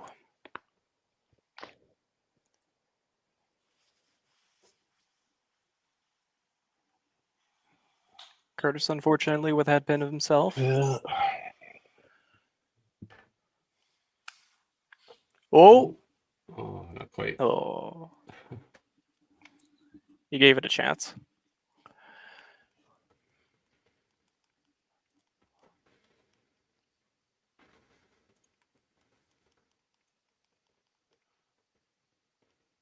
Just can't find the side of the middle. Just Yeah, like in the that first is game. super frustrating. I know, and the stupid. Well, at least you're hitting the middle. Does not help at all. Not for me, anyways. I don't want to hear that.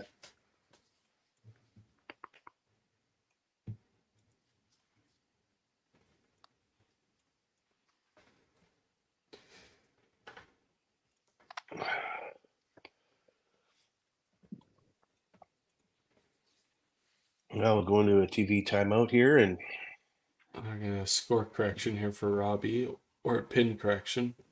Gives him a 10 count.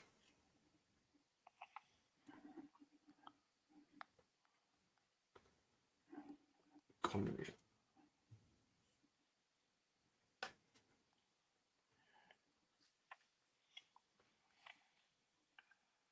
it's a new shot. Pick that up.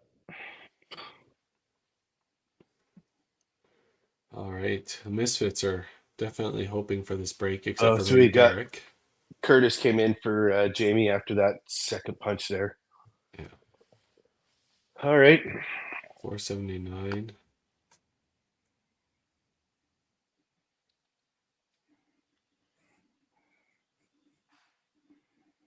I have noticed there's a slight consensus among coaches that head pins are usually a good time to put people in. Gives you guaranteed 2 warm-up balls, I guess. Right. Derek with the big whiff on his turkey there.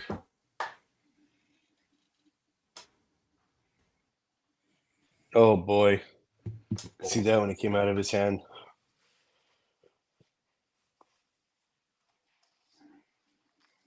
Well, that's that whole thing. Now he's going into the commercial break and he's got to sit there and stare at that 5-miss-8 on turkey.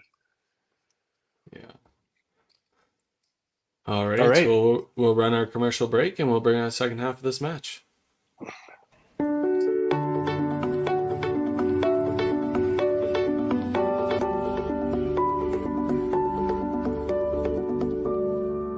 Cargill is proud to be supporting a truly Canadian sport like 5-pin bowling.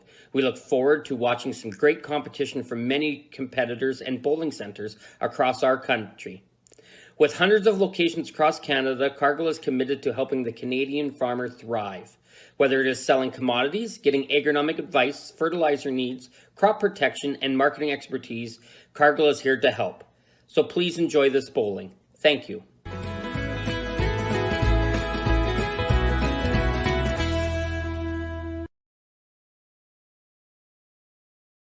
When you come to the Canadian Brewhouse, you'll feel right at home. We work hard to make our house your house. With an affordable menu of appetizers, entrees, desserts, beverages, and killer deals on daily specials. At our house, you never miss a play. As sports lovers, we've ensured each location includes over 50 TVs and our signature Jumbotron. The Canadian Brewhouse is the place people want to be.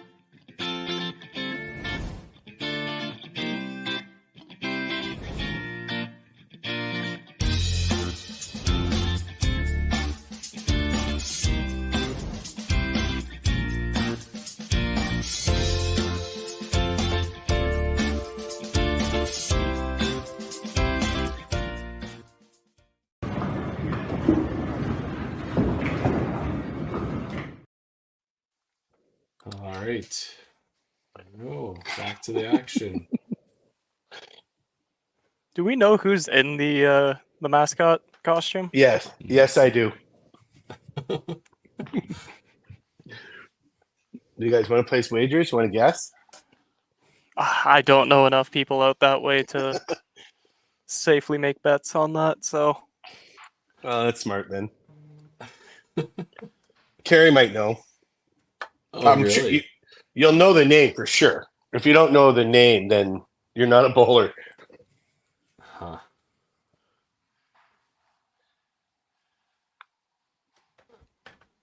She's been around for years and is a phenomenal bowler herself.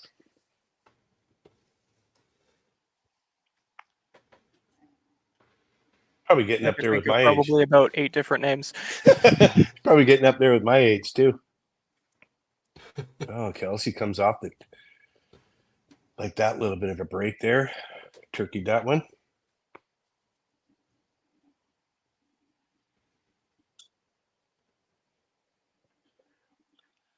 Kaylee.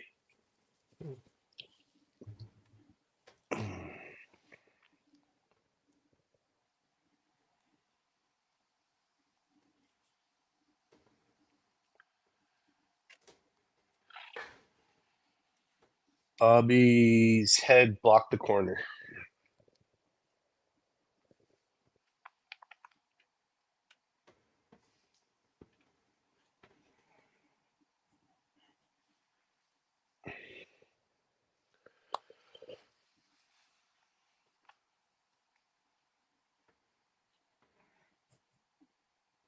Oh. That would have given Bobby a chance to maybe gain a little bit of ground. Having Kaylee missed her spare opportunity. Unfortunately, Bobby also missed his. He will at least get the 15 count. Derek looking to continue his. Did you say ham bone? Yeah, that's No, what I thought didn't you say said. it. I didn't say it. That's what I thought you said. I'll just mark that one up for Carrie. Hey. Carrie was thinking it. We just said it. Yeah, Tracy threw a probably. nice shot. I mean, I'm sure that's not what he wanted, but the spare is a big ball after 3 in a row.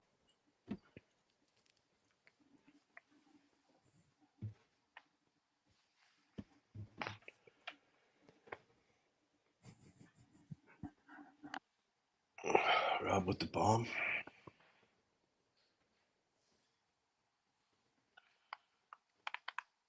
And Ron with the bomb. I like Ron has an interesting delivery where his backswing, he kind of seems to hold it in that one spot while he's still continuing. It is different, isn't it? Yeah, he's just got he holds it. Not, I mean, obviously it works for him. He's a really good bowler. Hey, how's it going? Hey, how's it going? Oh, okay. Oh, oh, that scared the audience away. We lost a couple more viewers.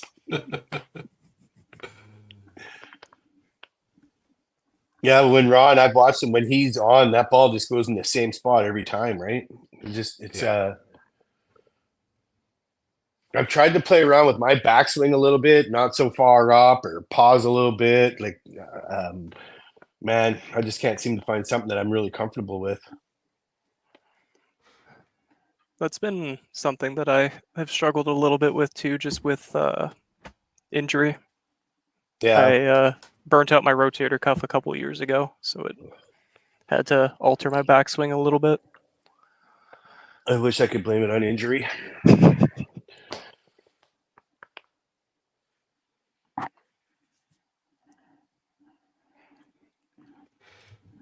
Brandon looking to continue to try to gain some ground here. He's losing ground.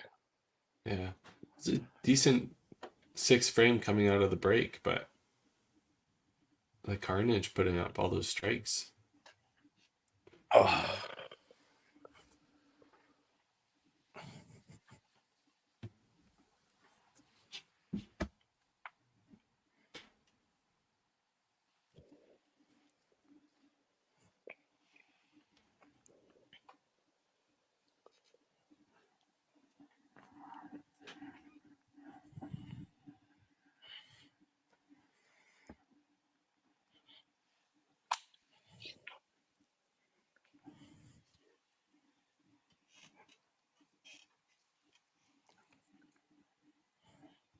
Right.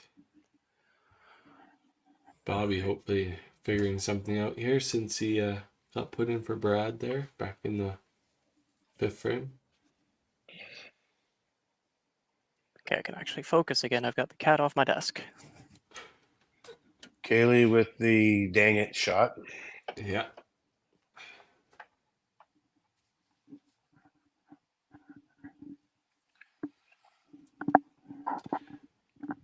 Try to refresh that here.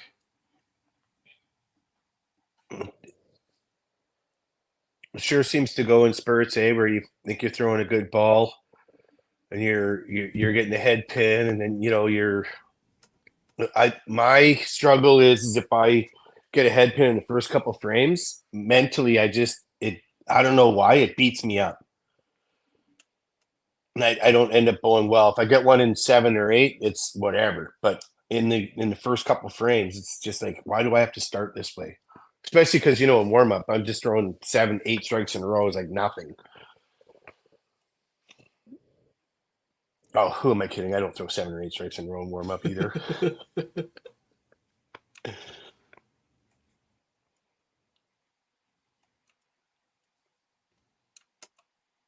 Derek got his strike, and Tracy got her strike. It was a suspense shot.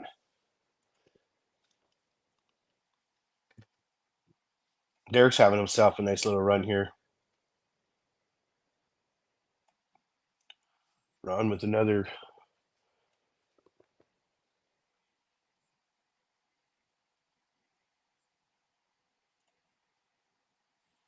Doubled up on those two there.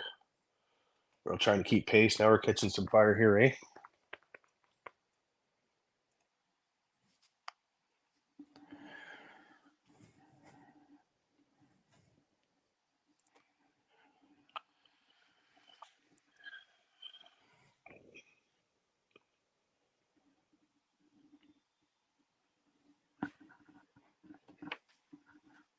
Definitely starting to put marks on marks now. Mm-hmm. Double marks, double marks, double marks. This will be a big one for Curtis to spare up here. Try to keep pace with Derek. Looks Gain some good. ground. Gain some ground on Derek, and he nailed it.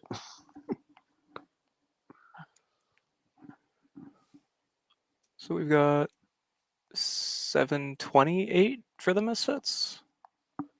Oh, it updated 730 to 7. I want to say 799. Not sure. Yeah, 99, 90, 799. Yeah. 99. Yeah. Okay. 730, 799.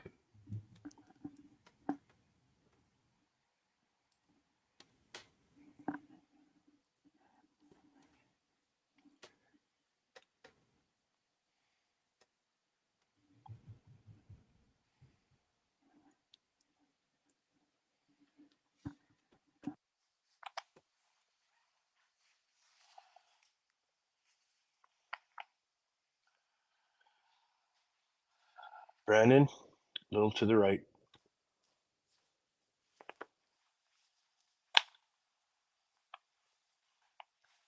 I had to break down and put slippers on. My feet are freezing.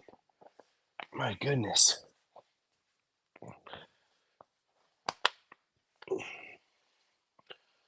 Bobby with a big count on his spare.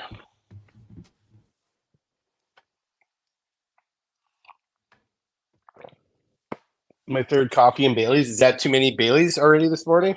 Ah, it's 10:45. I'm gonna It's switch to Sunday. beer right away. It's Sunday. It's fine. Tracy looking for the.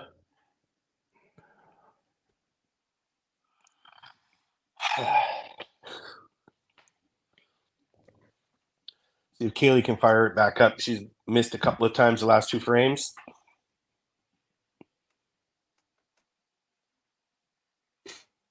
Well, I'll just sit here and watch people bowling like I do. There are a couple of bowlers where you watch them during tour finals or just even any tour event and whatnot. They go and they throw 22, 2300. And then you watch them on an off day and you're like, oh, so you are human. You are, in fact, a human being.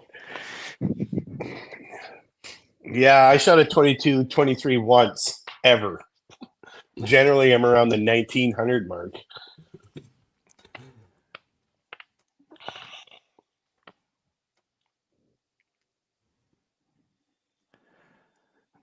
Yeah, I don't think I've There cracked you the go. 1900 on tour yet. Well, 1900 around this place doesn't help you with much of anything. No. I decided to bail on the Open this year. I'm not even bowling the Open. I'm going to go to Oakville instead, the same weekend as our Open trials. Yeah, they made an announcement. Did you catch that? Yeah, because they had bowlers with their name in all 4 shifts. So I think what they were trying to do is like, okay, like even I've signed up for 2 shifts there, and coming from Alberta, I was on the wait list. Well, there's no way I'm going to fly out from here to Toronto to be on a wait list. So I think that was some of it. Like that's some of it too. They want to make sure that pick your 2 shifts. It's good They if want to they make have to do sure that. everybody has a chance to play too, for Yeah. sure. Well, I think that's the big thing. And I mean, if you're getting to that problem where you're like, okay, you can only enter 2 shifts. That's great. It means there's lots of bowlers going out there, That is a good problem to have. right? I can imagine it still being slightly nightmarish for those actually organizing the tournaments to deal with. Oh However, yeah, I bet. I appreciate everyone who does, but I do not envy you. No. Well, and you always know there's 1 or 2 bowlers that something comes up, at the last minute they can't go or they change their mind or I even got a message from Mitch saying, "Hey, I know you're signed up for club tour here, but are you serious? Because I'm going to make a schedule here, and just if you're not, which is good, at least he reached out to me. But yeah, I've got my plane ticket, my hotel booked already. Are you going by yourself, Henry? Yep, Yeah. going solo. I'm going to meet my buddy Al down there. Big 15 shout out to Al. Oh, yeah. There you go. Yeah. I just thought it'd be something different. I've always traveled to these tournaments with my kids. Brandon's nice shot. And I love that. I love going with Jordan, and even Jesse went with us to Nebs last year.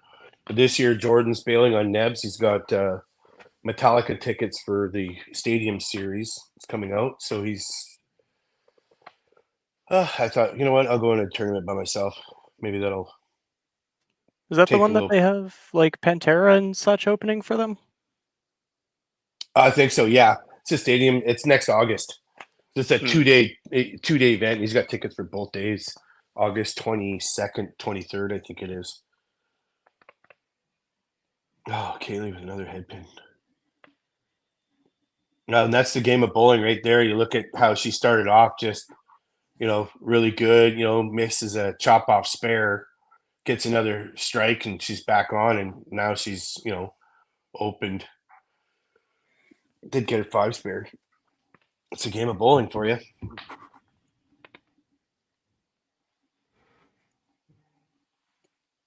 Yeah, and I mean, I did sign up for my membership for Club Tour just because I knew we were going to Nebs, and you never know if a guy catches lightning in a ball or not. And I thought, well, because I can bowl 2 tournaments, I thought this would be good. Plane tickets round trip to Toronto were $263. I mean, that's not amazing. it's not even. And I used points to cover my ticket, so it didn't cost me anything.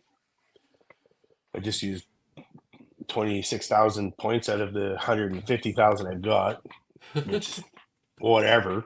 And then my hotel is only a couple $100, and an Uber from the airport, because it's only 20 minutes from Pearson. I think he said 20 minutes is only $50. So I'm That's like, not bad. yeah.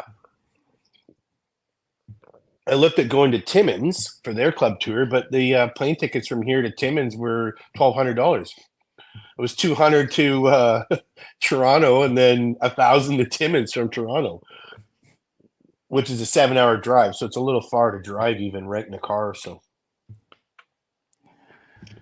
I was debating going to the club tour, and then I looked at the plane tickets. I'm like, yeah, that's not happening. I think when I looked at it, it was around like the 1,100 round trip mark. right.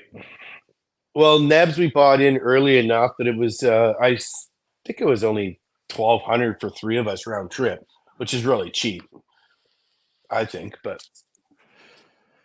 I love Nebs. Nebs was so fun. It's such a good tournament. The owners are awesome, and it kind of gets you away, baseball game, do all that stuff. So it's kind of a bit of a vacation too.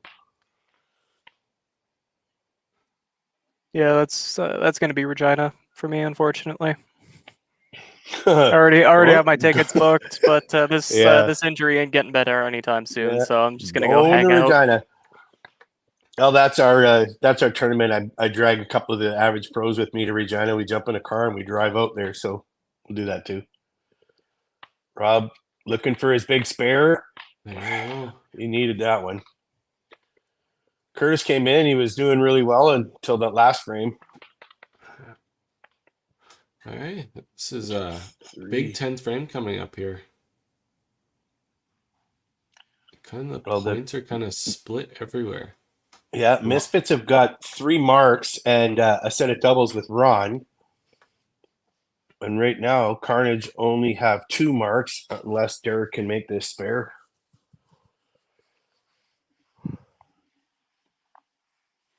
I tightened the game up a little bit there. Yeah, they'll have 1,090, probably 1,096 to 989, 10th frame. Oh, I jinxed that. Okay, I put you a tab down for you there, Dang it. Carrie. So worse. We should Tricky. for the next 5-pin universe compilation. We should get JB to do every caster curse Oh, yeah, throughout the oh, season. cloud. Hour-long nonce. compilation. All right, here we go. Points. First one's kind of already locked up, but lots of team points available.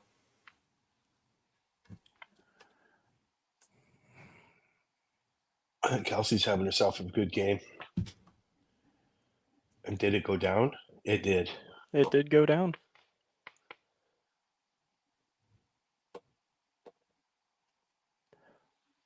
Oh, Brandon looked like it was a good shot there. He was leaning a little bit, so maybe he thought it was not quite on his spot, but It did look a tiny bit heavy, but did at least break out for a corner. that's Bunny Dune. That should have been fine. That's fair. See, I haven't bowled at Bonnie Dune yet, so I don't know these things. Well, I'm going to tell you something. Everybody I talk to says you just need to hit the middle at Bonnie Dune, which is a lie. I hit the middle, no problem at Bonnie Dune in a no-tap tournament, and I was getting chop-offs and head pins, so you still got to throw a good ball.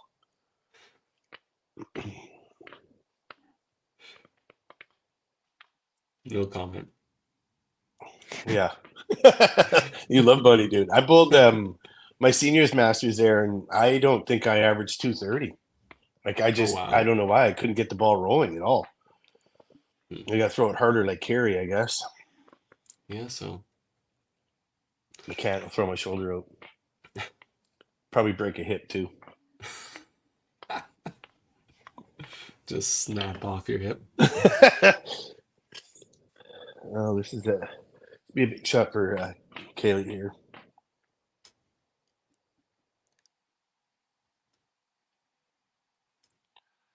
Or for team total.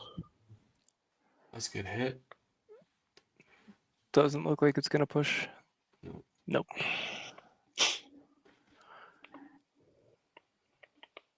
That would have been a nice gift, but she's at least got her match point.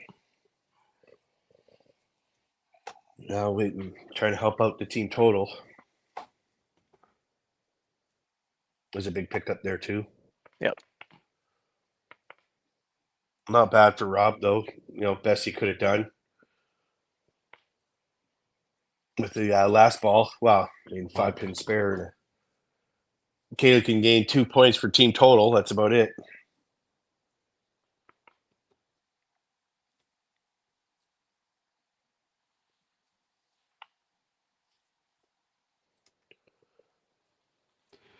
Little Bonnie Dune Wi-Fi kicking in full gear here.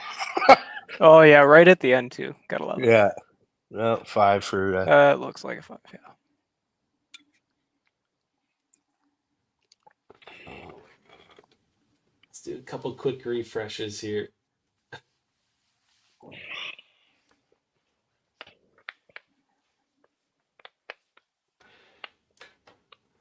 Slow-mo for Trace. There Derek. Oh. Just the timing of those, eh?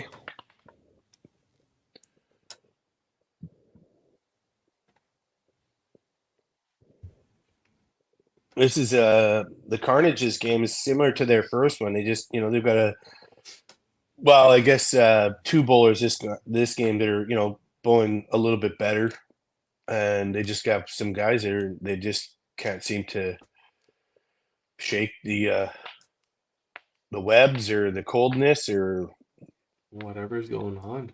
yeah. So Ron can get the 311 here.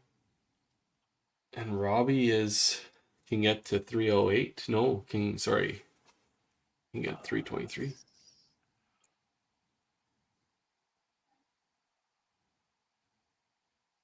Oh, what's wrong with the big shot?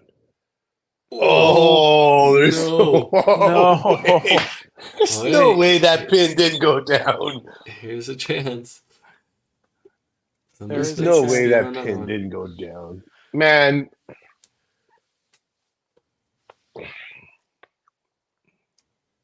It was a good game by Robbie, 308. Yep. You hate to see that. You really do.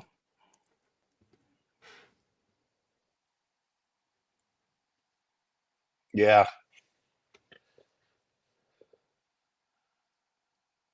Oh, Saved. That never feels good. never.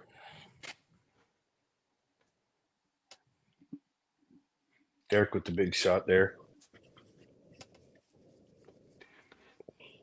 I don't know if this is just a me thing, but it always feels a lot worse when you lose a match that you felt like was given to you. Mm-hmm. Well, 308's not really given to him, but he Yeah. definitely had his. That He was given the chance rather yeah. than that strike that Derek got was guaranteed. They should have just marked that up after he missed his right corner. Uh-huh. Oh, he was going for it.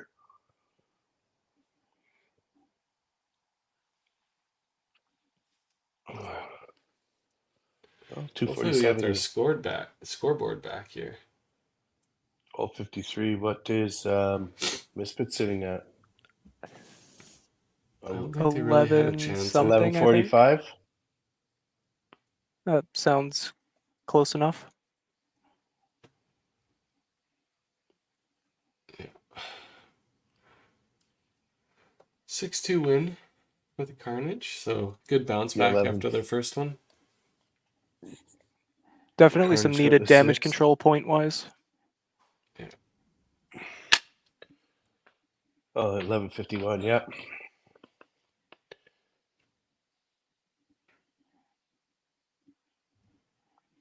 All right. Definitely a little better game for the Carnage. They still had a couple in the middle there. The 2-3 hole just can't seem to string anything there. Some chop offs, some corner misses, some head pins. All right. Bring in our team managers here. All right, Jeff, Barry, how's it going, guys?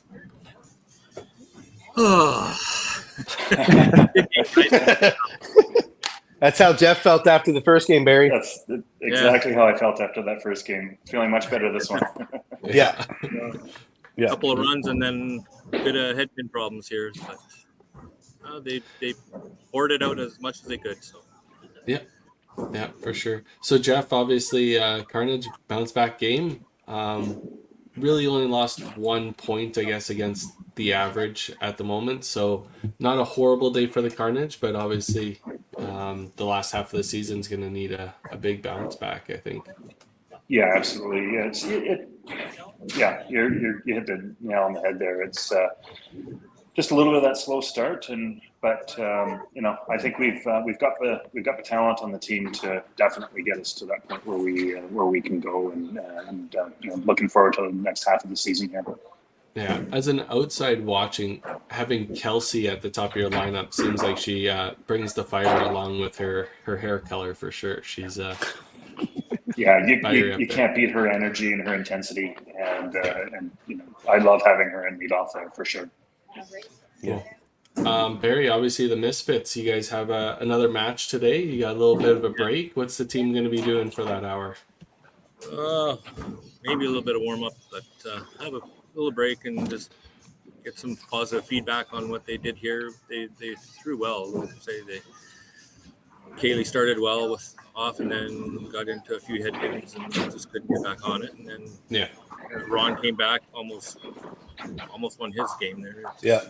Hit in again. That's they figure things out. So For sure.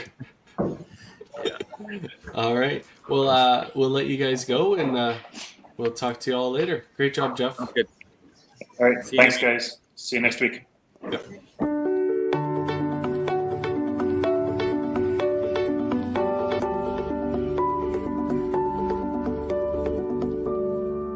Cargill is proud to be supporting a truly Canadian sport like five-pin bowling. We look forward to watching some great competition from many competitors and bowling centres across our country. With hundreds of locations across Canada, Cargill is committed to helping the Canadian farmer thrive. Whether it is selling commodities, getting agronomic advice, fertilizer needs, crop protection, and marketing expertise, Cargill is here to help. So please enjoy this bowling. Thank you.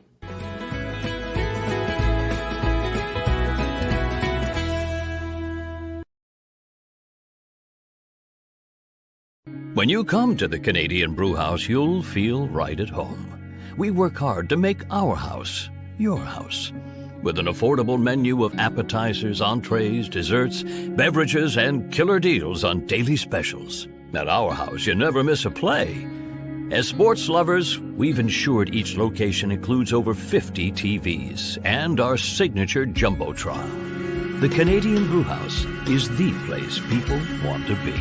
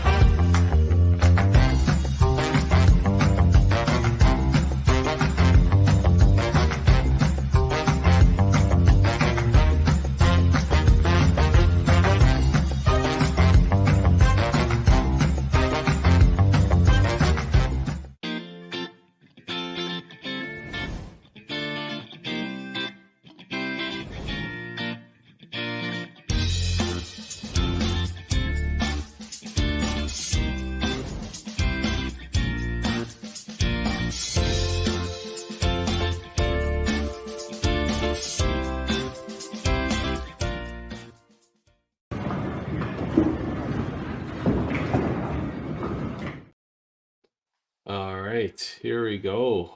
We had a quick matchup between the top team at the moment, the team with the most points, and probably one of the top 5 teams right at the moment, Northern Knockouts. I know they only got 2 games in, but they're sitting 6 points percentage wise at 56.3. Yeah, so we'll bring them right in here. But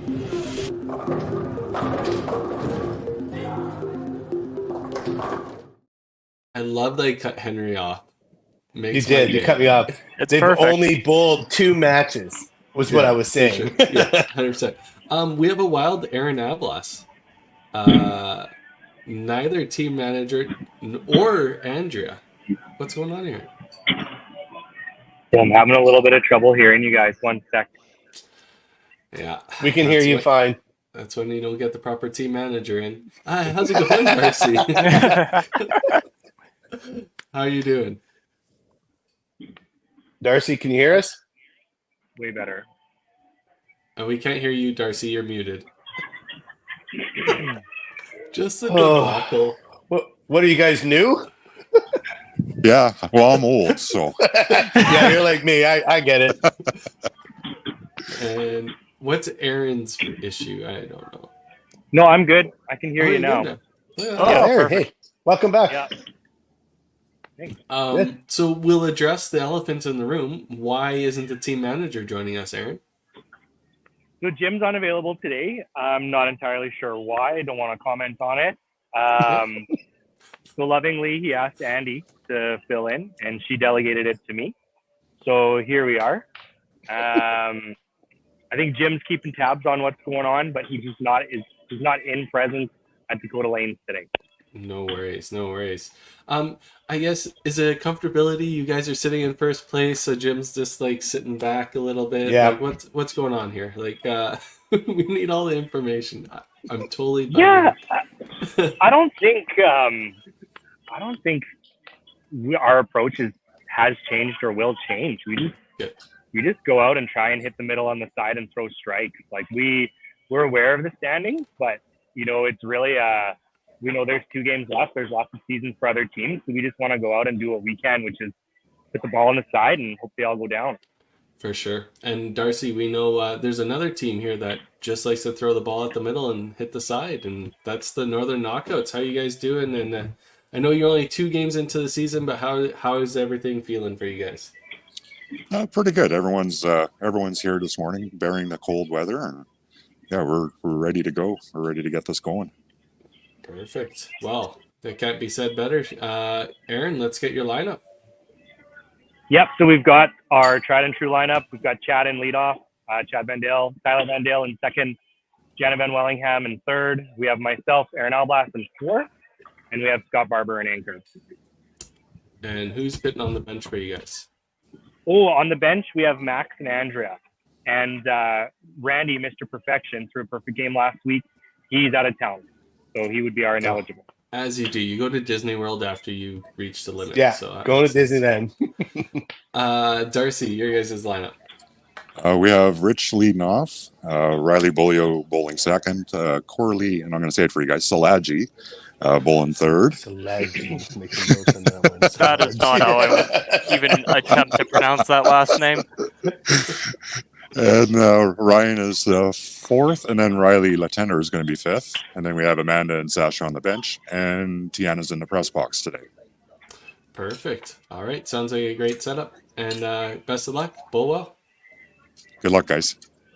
Good luck.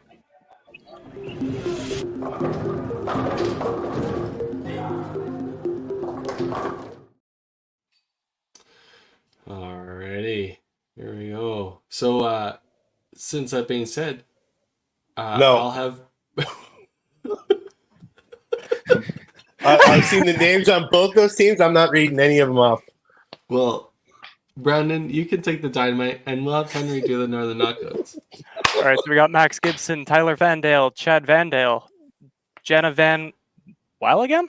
Yep. I'm going to butcher all these. Randy No, that's Morissette, Scott Barber, Andrea Alaka, and Aaron Alblas. Manager Jim. Oh, Llewellyn. God. Exactly. I see why Henry didn't want this. Bowling out of Dakota Lanes. No, I'm not doing either one of them. I'm gonna read first names. We got Richie, Riley, Ryan, Sasha, Riley, Amanda, Tina, and Coralie. You And still Darcy's the butchered manager. First name only. See? Perfect. Tiana. Oh, man. All right. Best of luck to these teams. Too much pressure early in the morning. I need another coffee. Man, you're like on your 4th Baileys. You should have been able to smoke through that. It's good Baileys too. Yeah. I stole Have it you from ever tried Jesse's. any of the flavored ones? Yeah, I was just gonna say salted caramel is actually my son's Baileys, but I ran out of the original, so I just went downstairs and stole his. Didn't know they had a salted caramel one. That's really I've good. tried the raspberry one in hot chocolate. That was really good.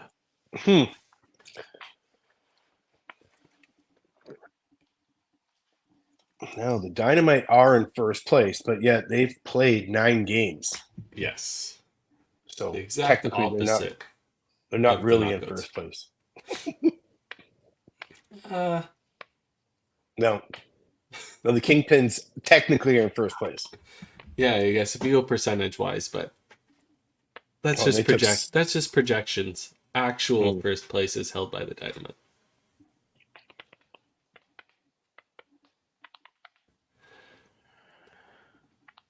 and the knockouts waiting to do some knockouting.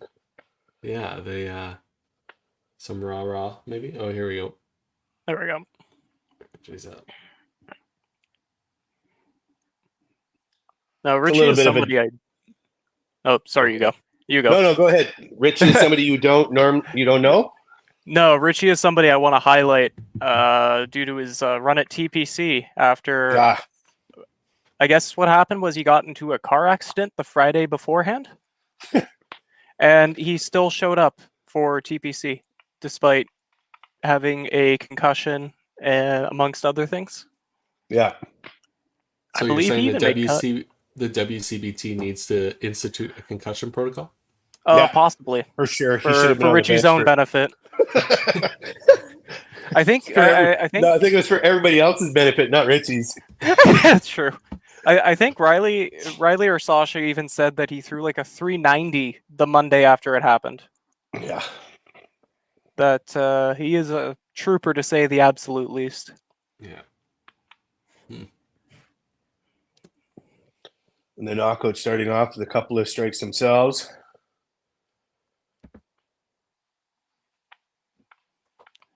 See, after bowling at Hypertension, I was convinced that 3-pin was going to pull down as well. I think this is going to be a high scoring match. I don't think we're going to see too slow of a go here.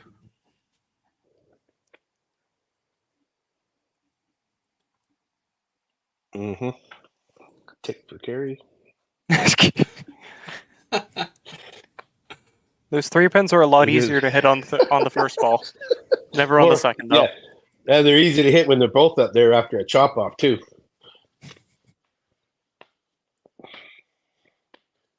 Looks like the Dynamite just came out shooting. I mean, you can't ask for much of a better start. Good start for them.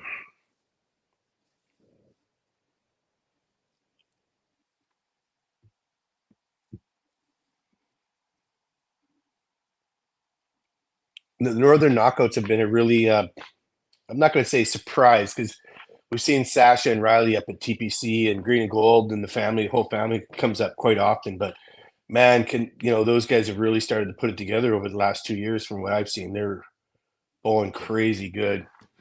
Yeah. I know Sasha had a pretty good run at TPC. Mm-hmm. Riley Latendre had a good chance. He unfortunately lost out to Derek Holm, I believe, in the first round. Right. But I know he was pretty far up there on the cut line, at least, so.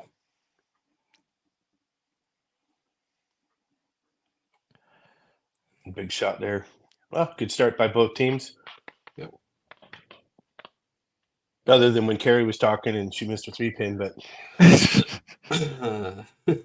Caster curse. Yeah.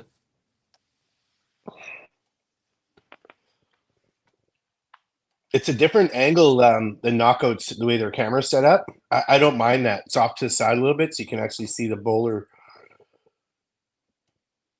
That was a good shot by Richie. Not this view. Oh. The other view is way You better. don't like this view? Yeah, this is better.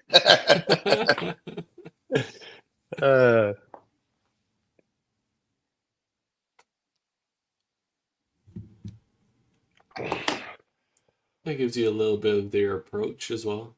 Yeah, it's kind of what I like to see. The ball going down the lane is, whether it's going a little faster from right to left, from left to right, whatever, but it's how it's coming out of the bowler's hands is so different between every bowler. There's very few two bowlers that throw the same way. Yeah, exactly. That was definitely one thing I was very appreciative of the Winnipeg stream last season. Was I had a bit of a side profile that I could go back and watch when I made a mistake. Mm-hmm. Unfortunately, I made the mistakes later on when I wasn't on the live stream to, go and watch. I could watch my bowling till the cows come home. There's a lot of mistakes, but Jesus. Have you guys ever found yourself doing that while you're bowling a tournament and you just don't really know what you're doing, and you're thankfully on the live stream lane, you just go take a quick peek? No, by the time I think of that, it's already too late. I was just gonna say, yeah, no, I don't like to watch myself bowl. I think I don't. I've watched myself in the pro league, obviously, and I look, and when I watch myself bowl, I think, how are you throwing the ball like that? Like I don't. I watch myself, and I'm like, I don't want to like. I start getting comfortable after I watch myself bowl. I'm like, oh man, it's no wonder you're not very good at bowling. You bowl terrible. my style. So if I don't watch it, I think I'm better. That makes sense. I'll try to tweak it. Yeah. I typically don't like watching myself bowl because I feel like a wacky inflatable arm 2-man anytime I am watching myself bowl. Right. But so I watched something that I'm like, oh, I have to change that. I have to change that. Then then I get even worse because messes with my timing or something else. I have a bad habit of keeping my elbow bent when I'm throwing the ball. Don't know how. It feels like I'm throwing it, my straight arm, but right. I don't think that's such a bad problem to have, though. That elbow bend or whatever creates a little hitch or a little roll in your delivery, but I guess it would kind of depend on the ball you throw, but Henry throws a brick. Like there's really no helping. No, it's like there's like it's like a knuckleball in baseball. Oh, I see. That thing's got no rotation. It just kind of floats down the lane. We'll just hope it moves enough to hit the middle. All right, perfect. So, Henry, if you ever move to BC for whatever reason, I'm indoctrinating you into the BC Brick Brigade. Sounds good to me. I still gotta draw up a design for Mark to get that on a shirt. The Brick Brigade. Yeah. Oh man. That is what it is. I've also got a friend that has the shirt presses and whatnot, and she's gonna make up hoodies that say "throw the blank round one" for us with a giant brick on them. Yeah, I've noticed more that I've bowled over the last couple of years here. I've been been more practicing and going in, that I really noticed how wacky my elbow was. So I have really concentrated on trying to straighten it out, and my average has gone up, and I bowled better. But it's something I have to think about every time I throw the bowling ball. And if you're doing that on the lane, every time you throw a ball, it's not natural. Oh, make sure you don't bend your elbow. Don't bend your elbow. Richie with his first little blunder there. Really not a blunder, but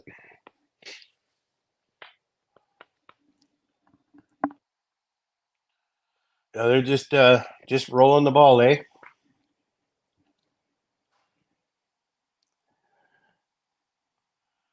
Notice a couple 12 counts already on the knockouts side. I wonder if that's something that happens on those lanes. Yeah, that house is very prone to 12 counts. I went out there for the Peace River singles or whatever they called it. Yep. I'm sorry, guys, but no, it was a super fun tournament. Highly recommended it. The pinfall is very interesting out there. There were a couple of shots where I threw in them, kind of sitting there pondering how the hell that happened, but then you also get the ones that are like, oh, that's 4 more pins than I expected to get. Okay. Gotcha. Walk away. Don't look back.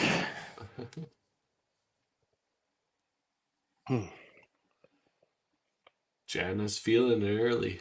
I say Jana's all warmed up. Must not be too cold where she's at. It's not too often Winnipeg is the warmer city out of the ones playing today. Yeah, I think Riley was saying it was minus 45 out in Dawson right now. Oh, really? Yeah. He sent me a video of his drive. It looked treacherous-est.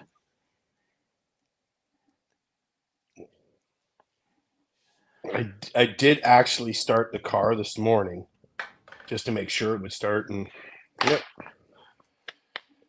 You fired up. That's good. It does look frosty outside, though. Yeah, it's crisp.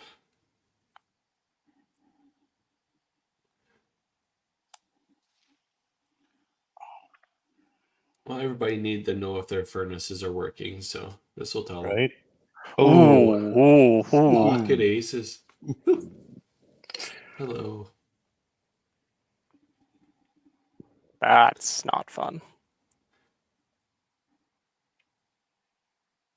And that's kind of the problem you get with like really, really good pinfall pins where they fly around. Every once in a while you'll get one of those weird breaks that never should have been, but Right. I think the scale is a lot better for better pinfall though. Yeah. You don't see those breaks too often, but they do happen. Well, At least and go on.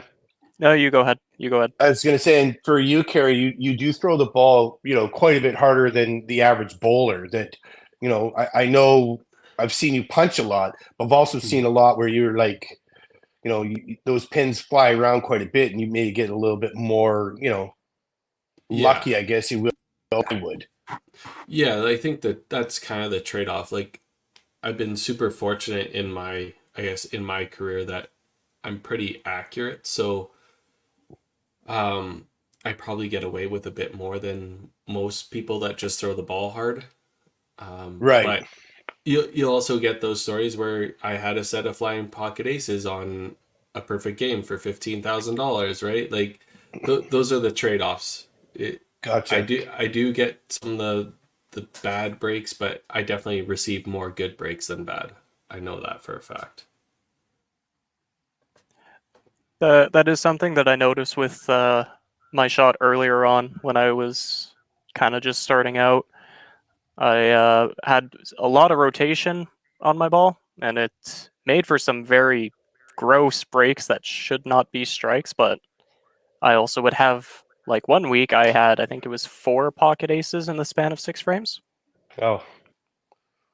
So that needed to never happen again. Well, I noticed, in the last 3 weeks, not last couple, but 3 weeks prior, I was trying to throw the ball a little bit harder, but my accuracy is just not, I cannot control it. It kind of comes out of my hand, and I hope I hit my spot. Whereas once I slow down a little bit more and I throw a little bit more, probably more speed like Gino, maybe a little bit faster than Gino, I find that the ball tracks a lot better and I can hit, where I'm aiming. Yeah. Yeah, for sure. I think that's more important than the speed for me wise. I'll get some corner pins because I'm not throwing an absolute cannon, but yeah, there's definitely a fine line. Like, if I get to a point where I'm just throwing the ball hard, it can get erratic, and then right, the good breaks just don't nearly fix the mistakes, right? So it's dialing it back enough that you're in the if you want to call it the sweet zone or whatever, where you're throwing accurately and you have enough power to get away with some bad hits and stuff like that. Right. Yeah, unfortunately, not everyone can apply the Derek Horn tactic. Right. Yeah. Just throw harder. Am I the only one who is scared for Tweety the year that Derek Horn won the Heritage Traditional, where Tweety was taking the front photos of him? Yeah. Yeah, Brett Mapstone and Derek Horn throwing balls at him. I would be terrified. Yeah, both of them can. Yeah. All right, you're starting to see this match shape up a little bit.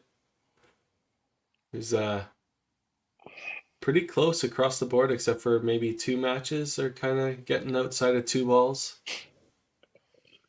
The 3 spot in the Dynamite she's just throwing really well. Yeah. Yeah. Dynamite are definitely showcasing why they are current point leaders. Yep.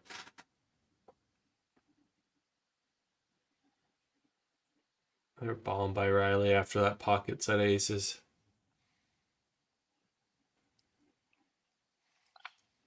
I love how casual Riley's ball is when he throws it. Mhm. Him and Sasha both, they just kind of go up there and throw the ball.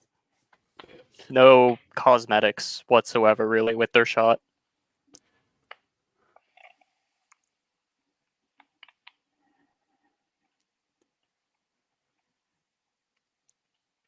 And see, they must have some open play where the Dynamite are. You see something? Unless somebody was practicing down on the other lanes. I don't know. It looks like 3 and 4. Right. Yeah. Could be just Yeah, warming sure. up.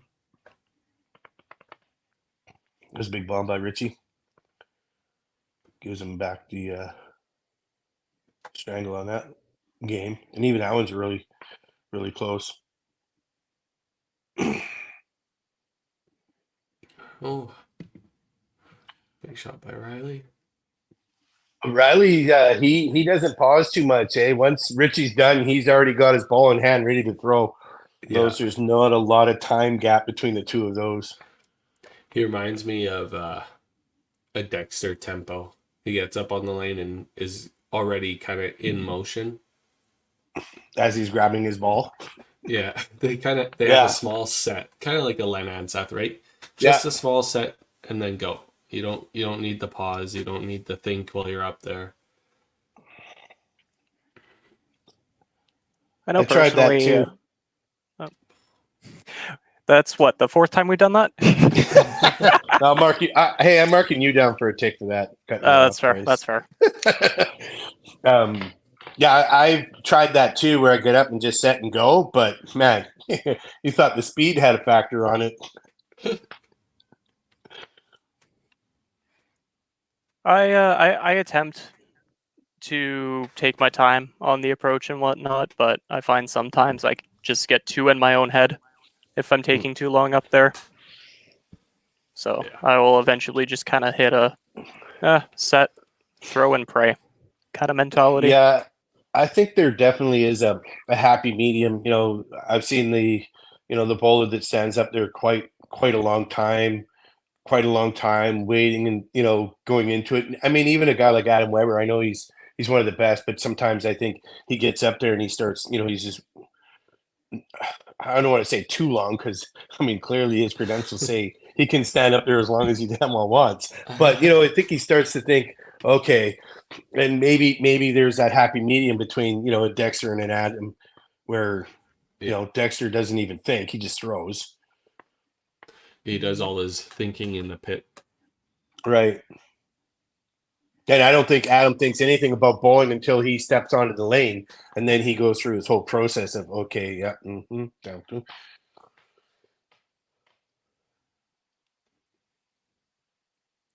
Oh, there's a good fall from this guy. Take that strike.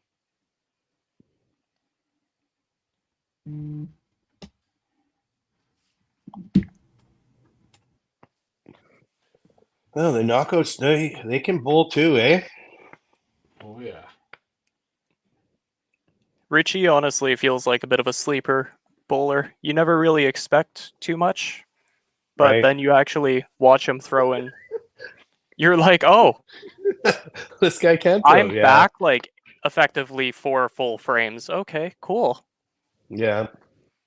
I think that's the one thing with the Pro League that has helped, because there's a lot of good bowlers out there that we don't get to see that come to these tournaments.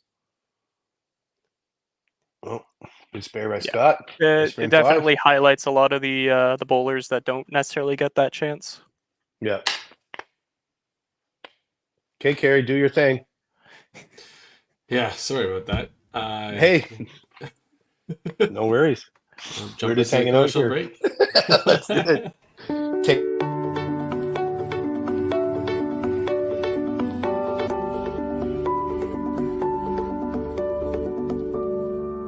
Cargill is proud to be supporting a truly Canadian sport like 5-pin bowling.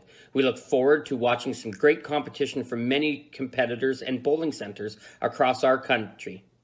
With hundreds of locations across Canada, Cargill is committed to helping the Canadian farmer thrive. Whether it is selling commodities, getting agronomic advice, fertilizer needs, crop protection, and marketing expertise, Cargill is here to help. So please enjoy this bowling. Thank you.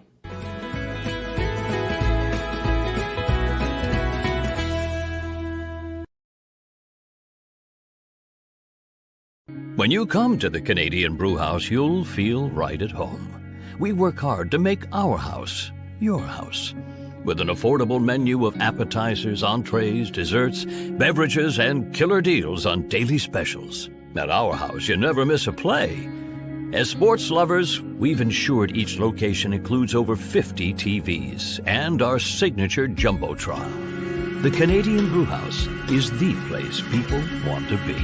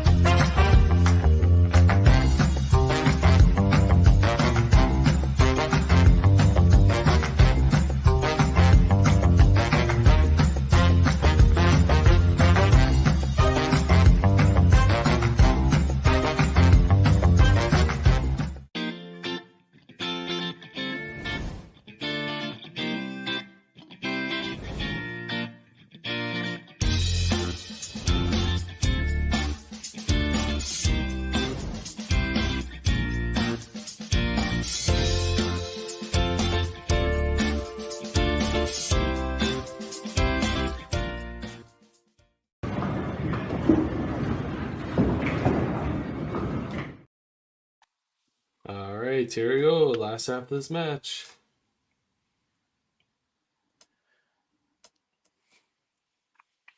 I do also kind of want to touch on the highlighting bowlers that don't usually get to go to the tour. Another tournament that was really fun for that was the 8-game singles that 5-Pin Universe held.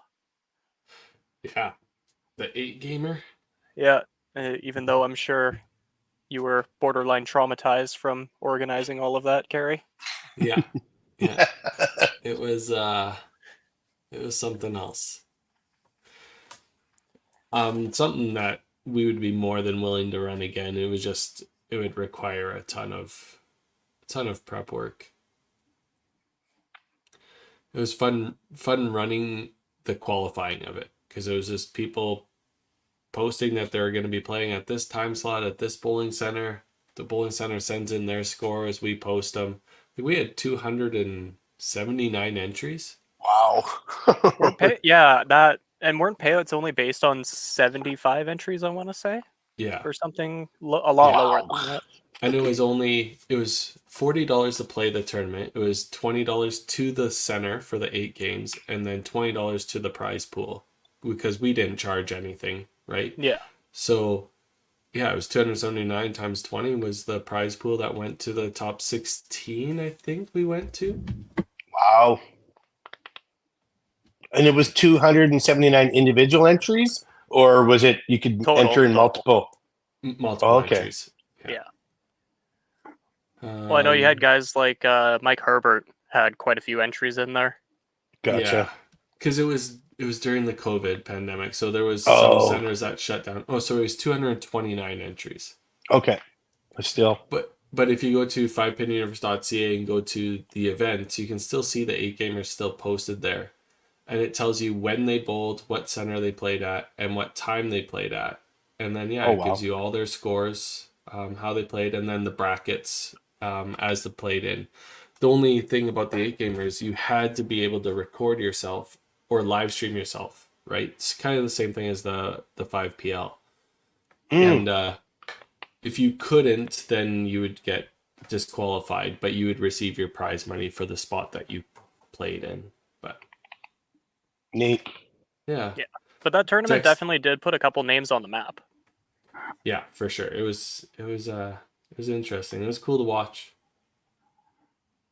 Not fun to run, but cool to watch. Honestly, considering it was probably the first time you guys have ever done something like that, I think it was done Yeah. pretty well. Yeah, that was the first thing we ever did. It was top 24. So the top 8 got buys, and then the next 16 played a bracket to get into the next round. That was a big shot. So the Alright. cut line for that tournament was 2184. So not a bad score. No, not bad at all. I remember watching the leaderboards literally every day. Yeah. Because we had Marcus Burkowski and Matt Phillip up there out of Dell. Yeah. So I was making sure they were staying in.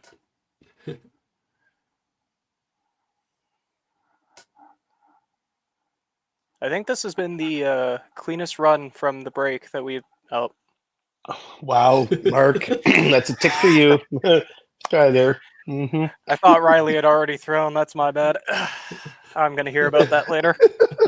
Wow. That wasn't me, Riley. Pretty sure you're a lot bigger than him. You should kick his butt. Riley could probably bench press about 2 of me. Yeah, you could snap both of us in half with one hand each. Let's see if Richie can get back onto something other than that last frame. Give the game back to Chad after 6.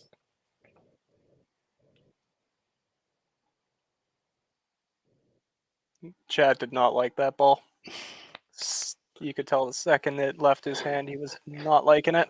Yeah, Chad got more pins than I thought he was going to get based on his reaction. And there is another 12 count. I was thinking it was going to roll over and knock it down, but no such luck. That's a 4th 12 count in that for the knockouts. Now, you both have been bowling a lot longer than me. How difficult do you find it to adjust to a new house that you've never bowled at before?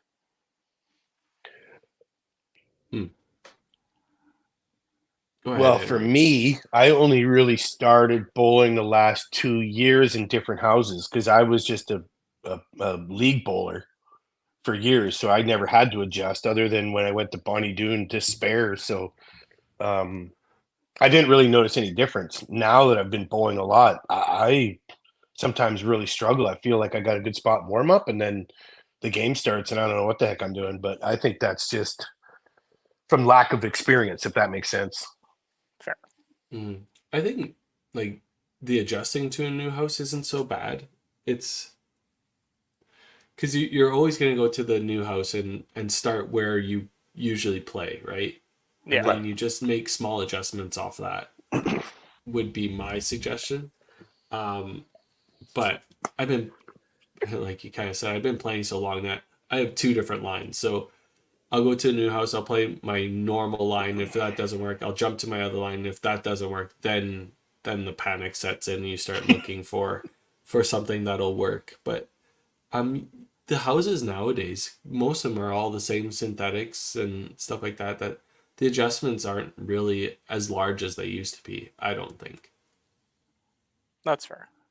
Well, I bowl Tuesday in a wood house in St. Albert, and I bowl Thursdays and Sundays in Sherwood Bowl. So I wanted to bowl in the other house just because it is totally different. The wood lanes, they're not as heavy as they used to be. They used to be a really heavy lane. So, sliding was a different everything. But I find between the 2 leagues, my average is darn near within 3 pins. The league that my average is higher is the Thursday, but that's that 5-player team versus the 2 3-player teams, right? Right. So that's the only difference I find is the tempo, I guess, not the lanes. No, that's fair. And I anybody you definitely ask, noticed. anybody that you ask, the pinfall in St. Albert's not near as good as Sherwood Bowl, but I find them like pretty close. No, there's definitely a noticeable difference going from wood lanes to synthetics. Well, it looks like we have Sasha coming in for Riley. Yeah. Swap one brother out for the other. But last season I bowled at Scottsdale on the Tuesday League, and the adjustment from wood to synthetics destroyed me, honestly. Mm. I don't want to say anything bad about a house, but I definitely had some personal griefs throughout that season. So that didn't probably help, at least on the mental aspect of the game. But it was a brutal switch. I'd say And that's probably definitely the felt- bigger difference is the mental part of the game versus the actual lanes themselves. That makes sense. Wow, Yeah. Dakota's starting to get a little bit of a commanding lead here. We're at 898 to 758. Yeah. They well, And the they knockouts have aren't only playing bad. missed. No, they're by no means playing bad. But when the other team has only had 3 total open frames, or Yeah. 4 rather, it's only so much you can do. Yeah. You don't exactly get to play defense in bowling. No. Well, Granted, there is a knockouts. clip floating around out there of a lady during the PBA playing defense. Oh? Have you not seen that clip where I think it was during one of like the PBA women's titles, one of the ladies full on charged the other mid shot and tackled her. Yeah, I think I have seen that clip actually. I've been known to tackle somebody before bowling. Uh-huh. We And won't that bring that up. doesn't surprise me. We won't bring that up. Let's just say I hadn't had my coffees and Baileys yet. Mm.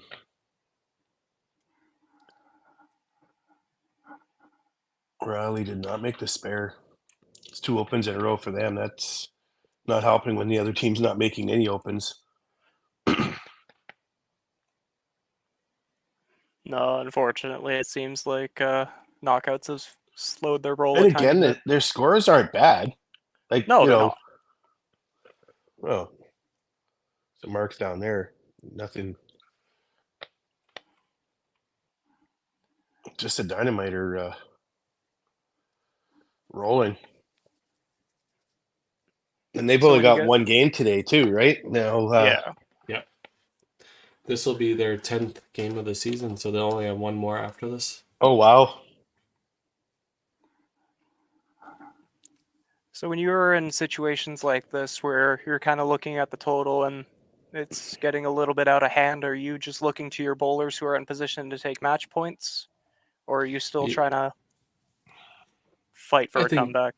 Yeah, I think the goal is always to come back, but then you got to look at, okay, where are my close matches? Where are the ones that we're looking to take? And then seeing, okay, these are the matches that we're probably not taking, but they could really help team points. Should I be subbing somebody out here? Should I be trying to get momentum back for that match? We usually just run around like our hair's on fire. Not the average strategy pro I would go Lotto? with, but to each their own. I mean, you guys are up there, I'm not, so. And the coach, Can't he cast too much runs around judgment. with the fire extinguisher trying to put us out. Yeah. There's Sasha. Big shot. Yeah, it was a couple big shots there. Back a couple strikes in a row.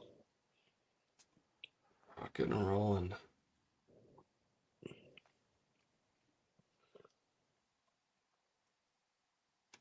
Yeah, the Knockouts still have a chance at 3 of their matches. It's really only 2 that are, kind of gotten away, but the other 3 matches are really close. That was a big shot right there. If I remember correctly, this is kind of the story of the Knockouts previous week that they did bowl, where they kept it kind of close for the first game, and then the next game they ended up putting out a pretty dominant performance.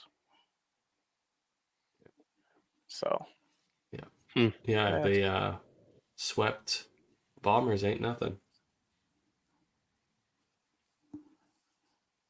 Oh, you just had to throw that in there, eh?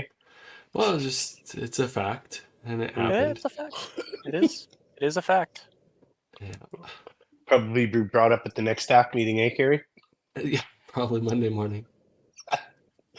There you go. Knockouts are. There's no way DB's listening to this anyway, so don't worry about it. Yeah. 5 seconds later, comment Daryl Bradley.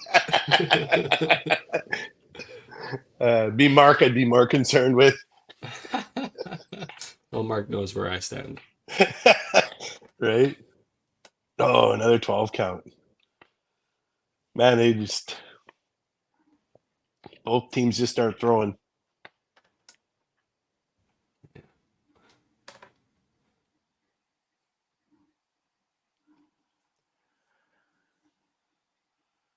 Oh.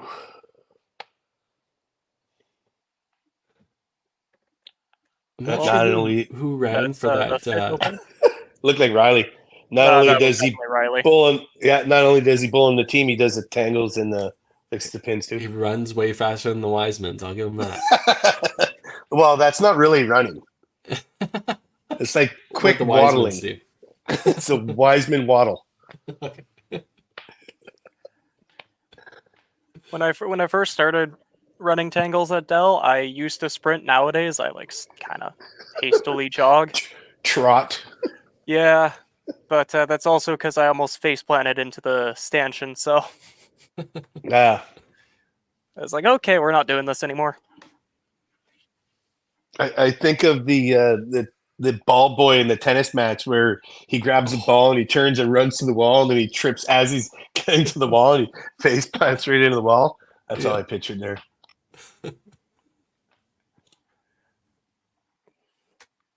Yeah, my logic is I don't work there anymore. I don't have to be fast. That's true. Yeah. I think that's what the Wisemans do too. Just bad. That's a big spare there. Yeah. Yeah, because you're looking at it now, like the top match is up for grabs. Second match is kind of out of hand. Third match is out of hand. Fourth match is right there for either player. And this last match, yeah, it's there too. A little bit more towards Scott's got a little bit of the upper hand. Yeah, but now after a quick that, double Sasha could definitely. fix that. Yeah, Sasha is in good position to steal this away. Yeah. I like his when he grabs his ball and he flips it around his back. It's like his little routine there. Yeah. And I will be honest, I did definitely pick up on that during Dawson. Oh yeah. Yeah, he does it quite religiously. Like that helps him set himself in his throw. It was a big shot. Doubles on the bottom, doubles on the top.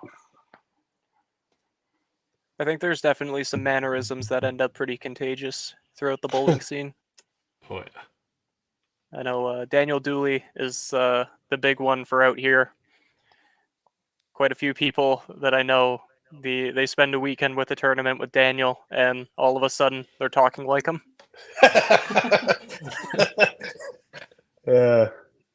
Oh, punch for Chad. Oh, it's a big 12 count. All right. Take the spare.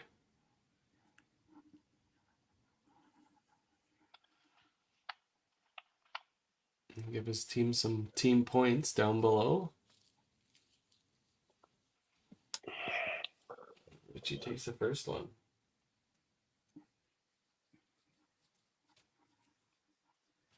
Yeah, you're right about those mannerisms. I bowl with Ryan OC and Al, the Baker's team, and we were yelling "Big 15" every time somebody got 15, and it just kind of ran through the whole alley. Everyone was yelling "Big 15." Kyle Wong. Wong. Yeah, you just can't help it. It was a good game. Yeah, A it was good, really- quiet game by Richie. Just nothing. Just steadily Doubles. throwing 271. Doubles and spares. Big. Yeah, the two. That's one hiccups thing in that I 3 and also 6. I find very intimidating is when you got these guys that are throwing these big games and they're just dead silent. Right. Like you got Fist. your Brad and Tyler Tickets that get super into the match. Brad more than Tyler, but Yeah. you see a guy like Richie just go up, throw a 271 like it's nothing. He's dead silent. Just another day at the office.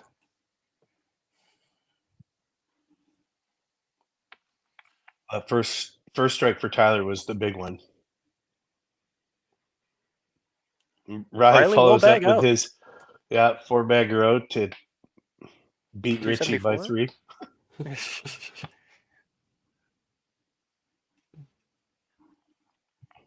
That's pretty huge actually for total. That does put them back in contention. And then Tyler just throwing bombs. Oh, great game of him. That's a huge game. 346. Oh. And I just couldn't finish that out.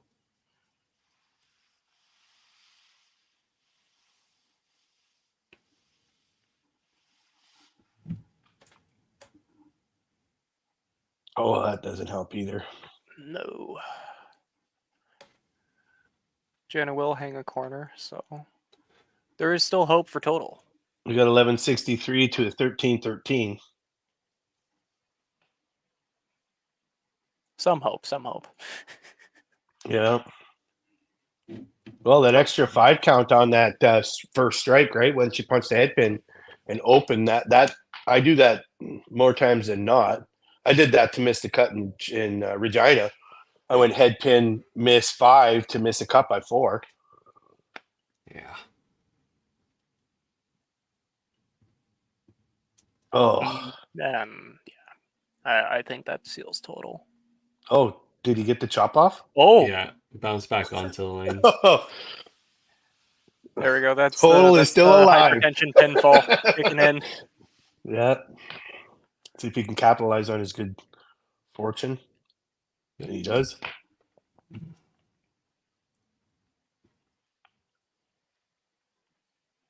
Those head pin bounce backs were definitely what saved my scores out there. There was still nothing impressive, but they would have been way less impressive without it. Yep, they would have been a lot more akin to my Red Deer performance without. So 269. Does he take? Oh, he does have enough, doesn't he? Unless Aaron can spare this. No.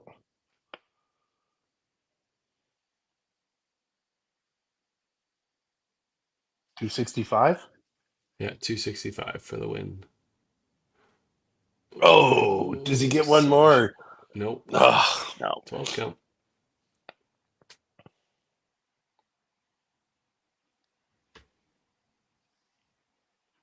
This is at least some solid damage control by the knockouts.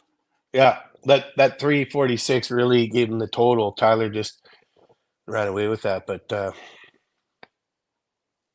little bit here helps.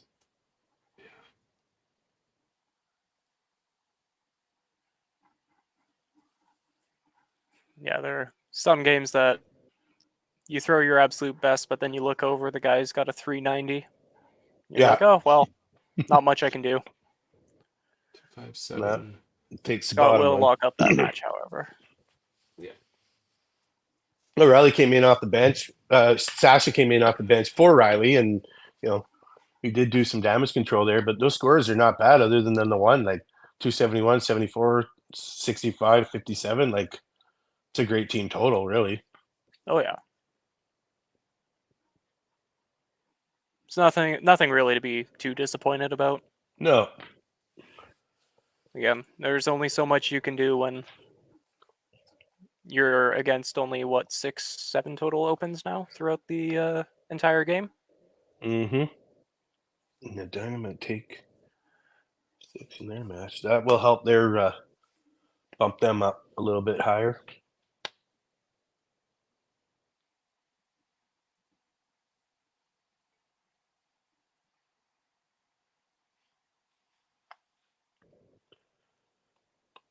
Well, 12:55 to what do you get? 13. Unfortunately, won't come back up. Sucks. Well, 13 something. 13 and change. We'll bring in our managers here. Once again, substitute manager, Aaron Ablas. The one and only. The one and only. Aaron, what was your guys' total? 13? 1396. Oh, 96. Okay. Yeah. And almost 1400 from the knockouts here. Not bad scoring. Obviously, Dynamite kind of took off there in the last third.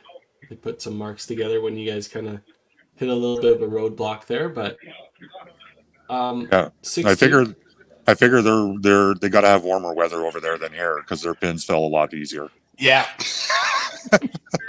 I think it's not minus 45 in Winnipeg right now, but it's probably not far off. The polar vortex does not discriminate. It is Yeah. Well, with the wind chill up here, it's minus 52. So you got us there. Why am I considering moving there?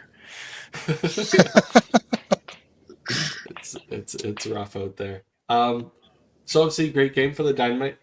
Aaron, team rolled well. You guys only have one more match for the season. Do you know when it's at? Ooh, I think we play the Bombers in a couple weeks, if I'm going off of my memory. I'm almost certain it's either the last week of January or the first week of February. I'd have to double check. Okay. Yeah. Then you guys have a bit of a break till playoffs. Obviously, you guys are in a great position to make playoffs. If not first, it'll be in the top 5 for sure. It's been a great season for you guys. Can't wait to see your last match, and then hopefully we get to see you guys in playoffs. Darcy, knockouts, you guys still have pretty much a full season. Obviously, is a very strong start to the season. The 6-2 against Dynamite, obviously probably playing the best in the division at this moment. So not the worst loss, still stole some points off them. And now you get to take on the Misfits and hopefully grab some much needed points and moving you into your 4th match of the whole season. Yeah, telling the team be happy about taking 2 points off these guys. It's you don't really cheer on a loss like that, but taking 2 points off these guys, and they're great bowlers. So yeah, it's way better than a 7-1. I'll tell you that. Yeah. That's true. All right, we'll let Aaron go here, and then we'll run our commercial, and we'll get our last match started for the day. Thanks, guys. Have a good day. Perfect. Have a good day.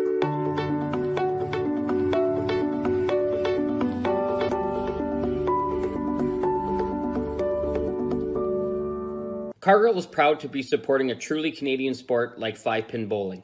We look forward to watching some great competition from many competitors and bowling centers across our country. With hundreds of locations across Canada, Cargill is committed to helping the Canadian farmer thrive. Whether it is selling commodities, getting agronomic advice, fertilizer needs, crop protection, and marketing expertise, Cargill is here to help. So please enjoy this bowling. Thank you.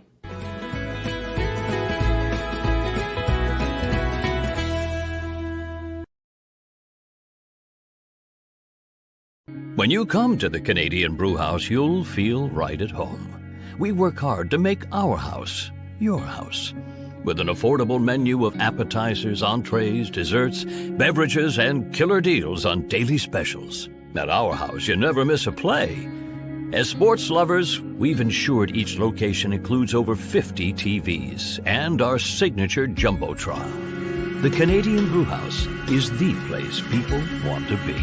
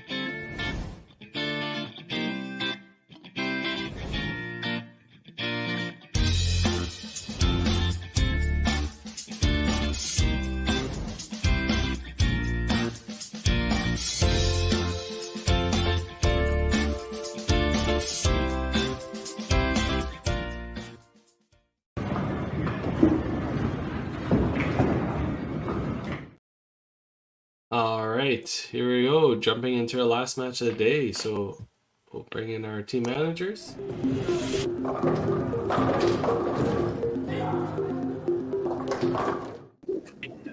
Barry once again for the Misfits and Darcy for the Knockouts. We'll start with you, Barry. You guys had a little bit of a break, the hour break. How are you guys doing? How are you feeling? They're almost ready to rock and roll here. So Perfect. we're going to have the same lineup, except we're putting Jamie on the bench and putting Curtis as our anchor bowler. All right. And Darcy, your guys' lineup for this match? We're switching things up. We're going Coralie first, and then Amanda second, and Tiana third, Riley Bolio fourth, and then Richie last. Perfect. All right. We look forward to watching the match, you guys. Best of luck. Good luck to you guys.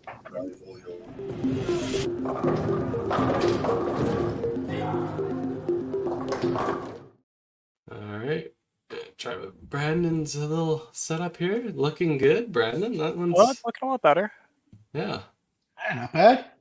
There we go. Finally, got one of them. Yeah. I'll try and get my Wi-Fi situation sorted out because I think that's kind of been the death of me this stream. Yeah, I think so. But yeah, this one looks good. Perfect. Let's hope it stays That's a that way. big lineup change for the Knockouts, eh? Yeah, they switched everything up. Yeah. So with that being said, let's try it again, Henry. No, I'm not doing this one. I did this one last time. Here, I got it. All right, so we got Richie Riley and Ryan Bolio, Sasha Latendre, Riley Latendre, Amanda McPherson, Tiana Shields, and Coralie.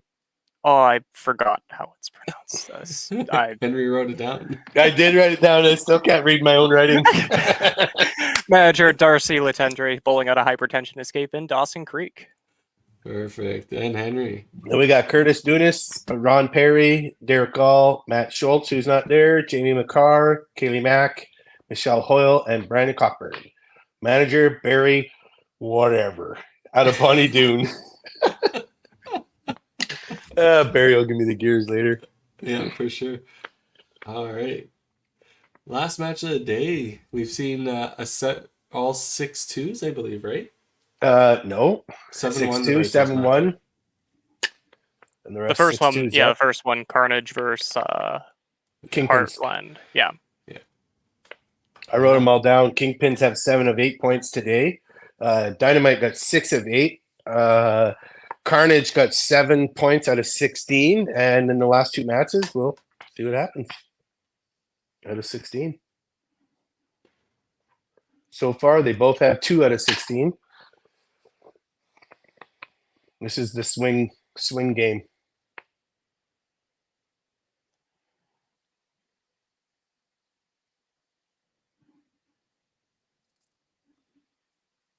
Do we go radio silence? Oh, Oh, okay. Do you want me to just continue talking to myself? I can. I thought my Wi-Fi was dying for a second. That's why I wasn't talking. I'm on coffee number 4, so I could probably motor through this whole thing without even stopping to breathe. No, I was really hoping that you were just going to speak this whole time, Henry, and fall asleep. Kaylee off to another good start. We'll see if she can continue through the whole game this time. Yeah.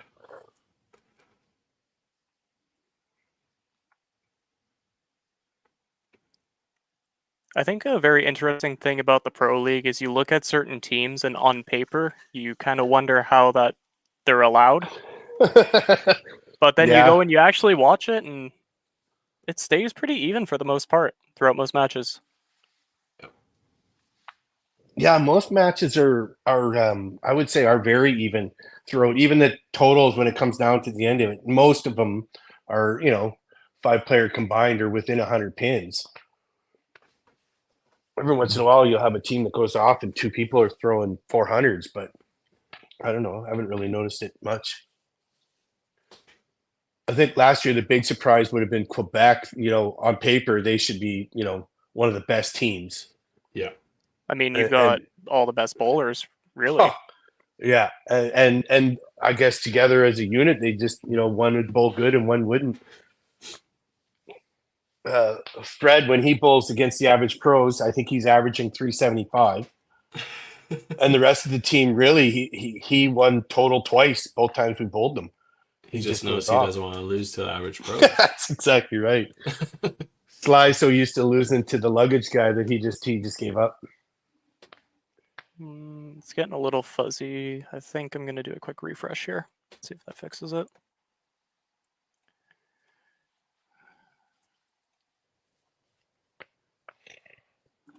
And I would say this year would be the Mayhem would be another one that I'm surprised they have such good bowlers on their team. That I mean they're still early in the season, so I don't know how they did this afternoon or this morning on their matches. I think they were bowling 2. Yeah, I'm not too sure. Yeah, 2. One against the Rock and Rollers and once against the Roses.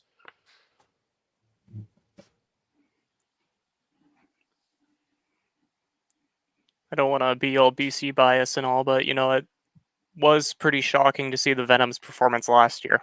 I honestly thought they had a pretty solid lineup, but things just the Caribou out of that way. The Caribou out of Williams Lake have kind of, I've worked at a Williams Lake, so I know what's there, and there's not a lot there. So I'm surprised they've done quite well. Yeah. Well, Tyler McLean has had himself one hell of a season. I name him only because I don't remember who's on the rest of the team. Yeah, and he's the only one I know out from that way. So, but he did actually win the Dawson Creek tournament back in September. Yeah, which I think earned him a TPC entry. Yeah, I believe that was the one of the prizes for winning it. Yeah.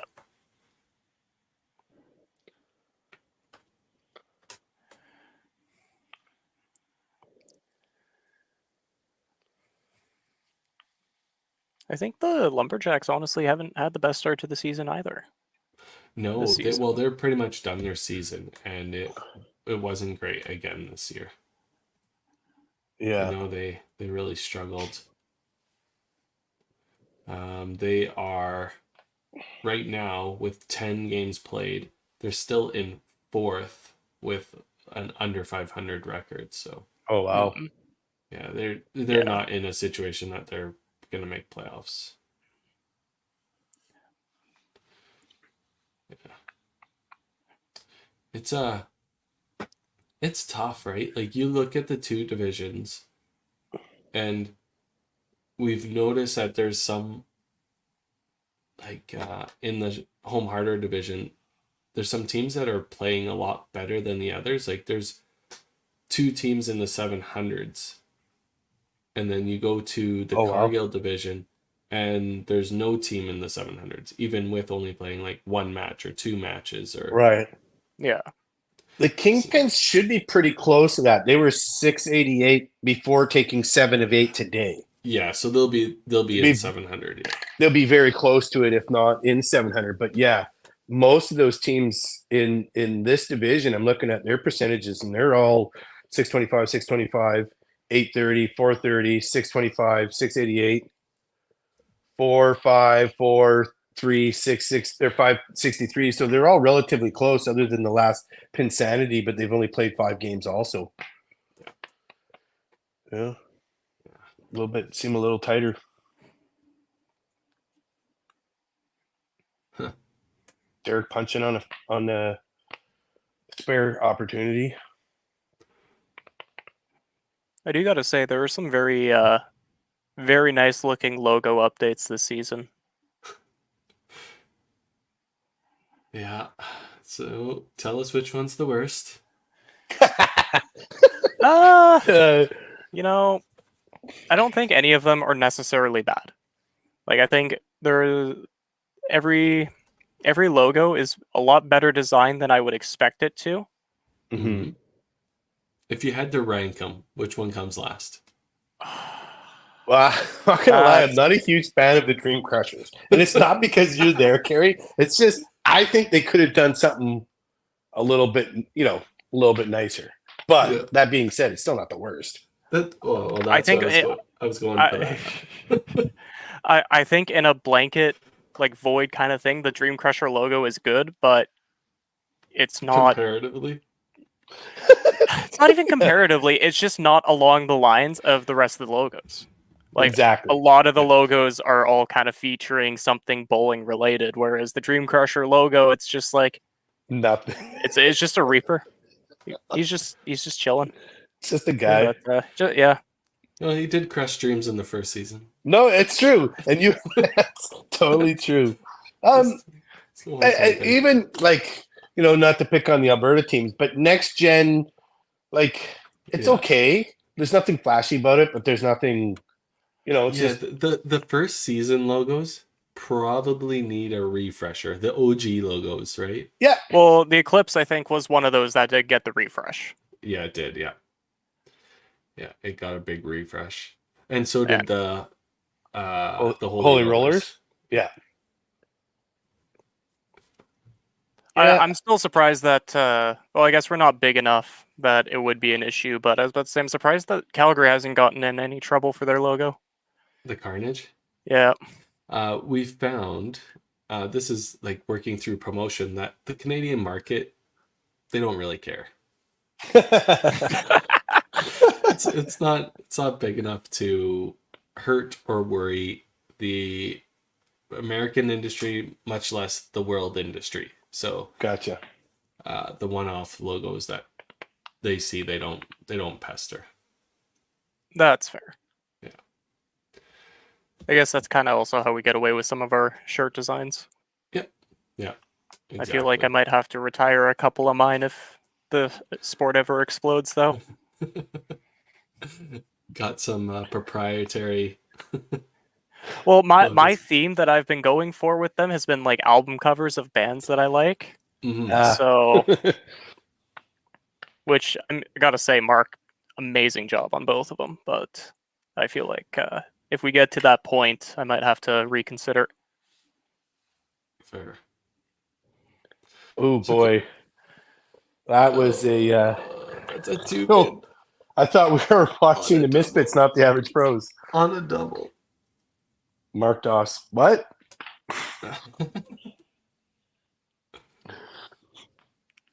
Yeah, we I love the logos because I like, even for us, we added a third jersey this year. Like, we had enough sponsor money. We were just like, well, let's make an orange. Next year we'll make another one. We already have the idea for next year. So we just add a new logo until we get to, or a new jersey, same logo. Just change up the color of the pattern or something, and then until we get to 11, and then we'll stop. One jersey per game.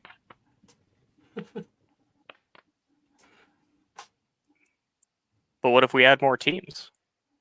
No, What are you going to do then? We're going to add another jersey. I think we need to add one more team per division. Yeah, it'd be better for scheduling. That's what I was just going to say. Then you can do 2 and 2 every day, and not, we play 5 1-game days. That seems like a lot. Yeah, it is. Yeah. But it is what it is, right? Like I said, I'm not complaining because I don't want to have to do the scheduling. Yeah, no. Making it an even 26 teams would probably make scheduling a lot easier. We don't run into this issue. Right. We're learning. 3rd season. Hey, we expanded. For only being the 3rd season, it's a much higher level production than I feel like a lot of other sports would get. Yeah. It took disc golf like 14 years of professional to get something, so we're on our way. Well, Knockouts is starting to string some marks together here. 6 marks in a row for them, and Misfits need to get a couple going here. There's 2-pin spare on doubles is probably not the marks you're looking for.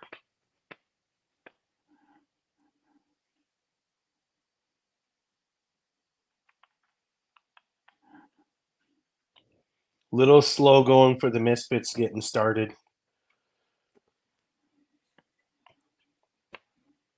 Yeah, kind of after the 2nd frame, they're like only 5 points behind, but now with all these marks building, it's going to spread it out quite a bit. A little bit, yeah. Well, There they you started go. off okay between Brandon and Kaylee trying to hold the fort up, but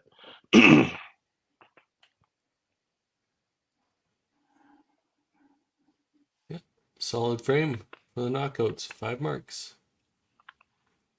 No doubles working though, but Misfits don't have any doubles either, so can't run away too quickly. right.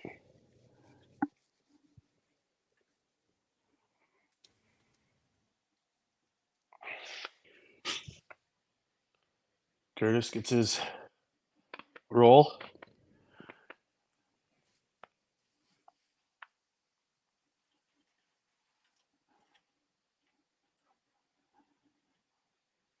See if Brandon can improve on the 2-pin spare. It should be automatic. And here comes the mark for me. And a kick. That looks That good. was definitely better. Yeah, he deserved Okay. that one.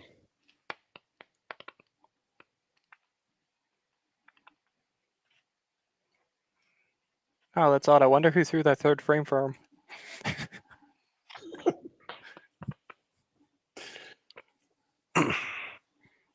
Mark Dosted. Yeah.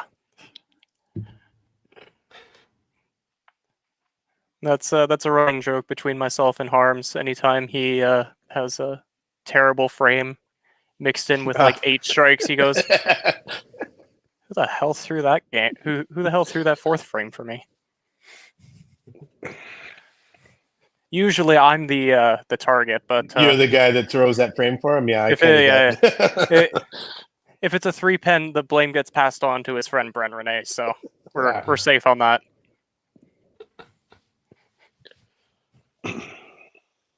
I think that's one of the really beautiful things about bowling is we all can kind of josh each other around without anyone taking too much offense to it. Yeah, if you take offense to bowling, you're probably not in the right sport. No. I mean, right from, the best bowlers in Canada, Adam. I mean, I don't know how many times I ribbed that guy.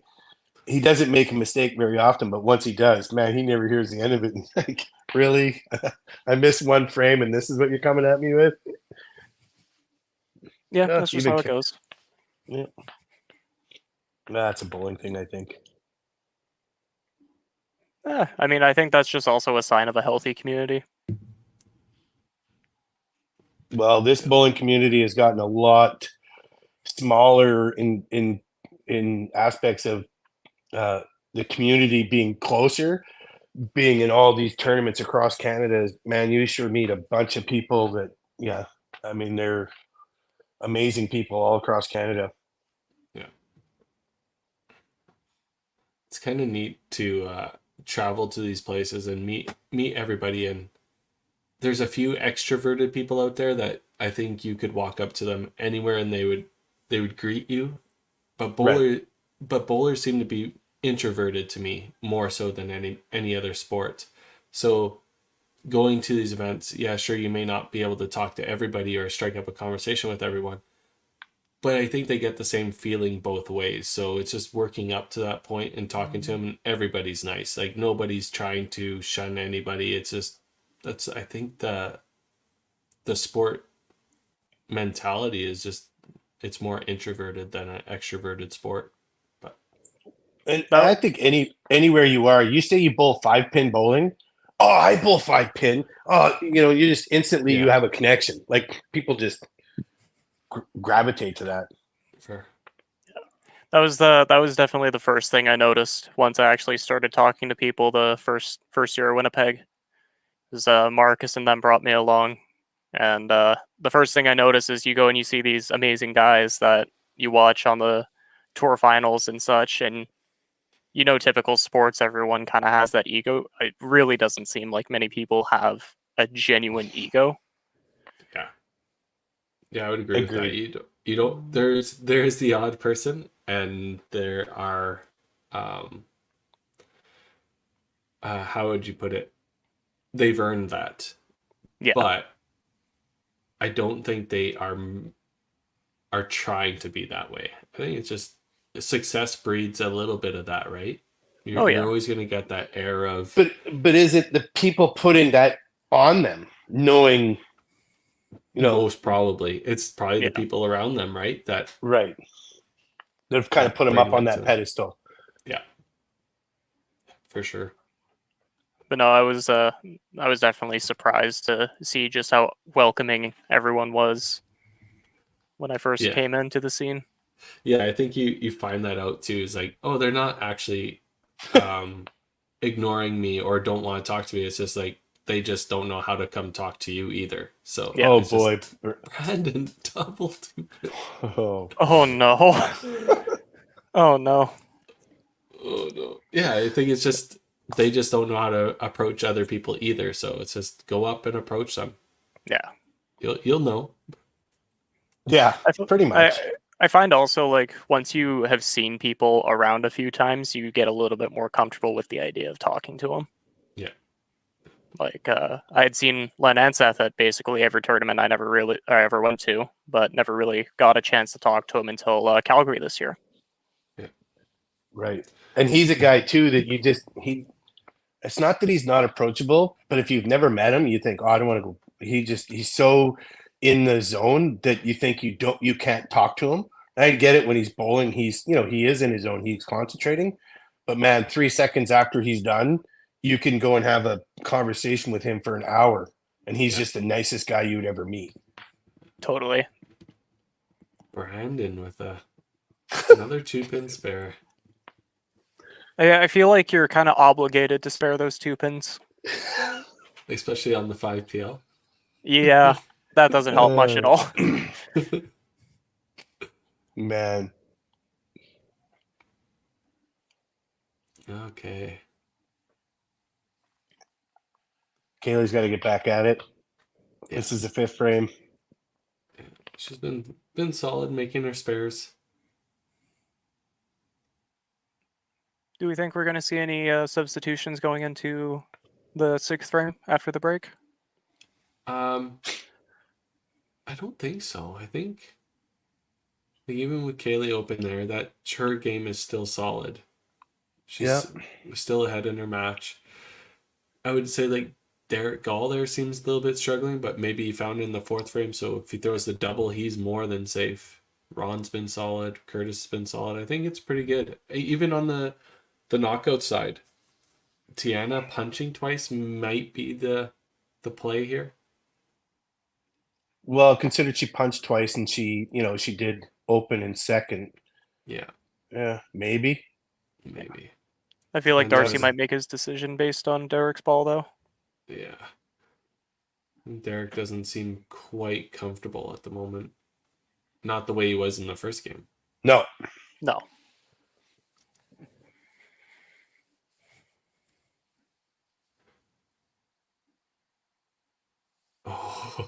She down. Oh, She down. Fall forward. I definitely feel like that didn't need to be as much of a sweat as it was.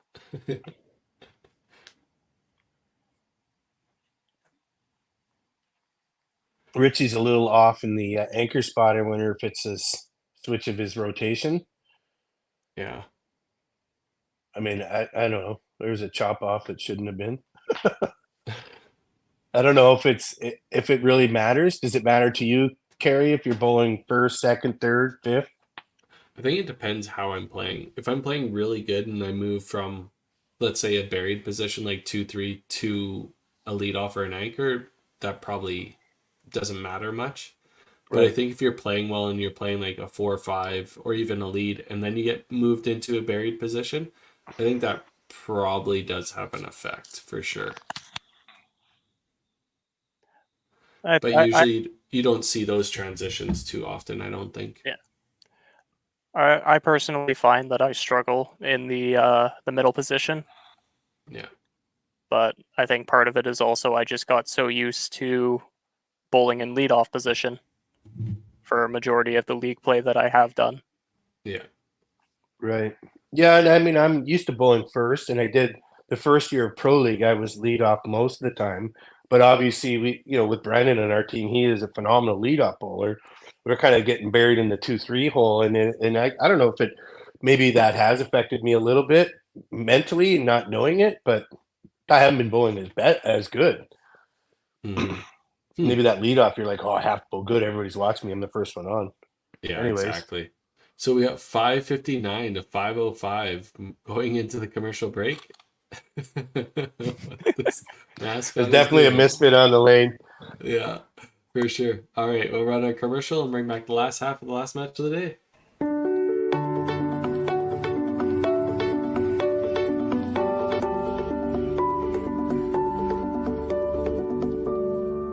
Cargill is proud to be supporting a truly Canadian sport like 5-pin bowling.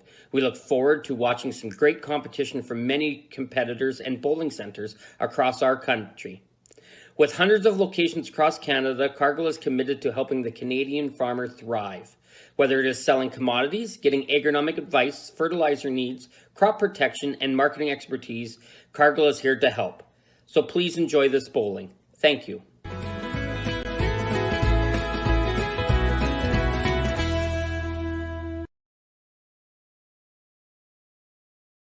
When you come to the Canadian Brewhouse, you'll feel right at home. We work hard to make our house your house.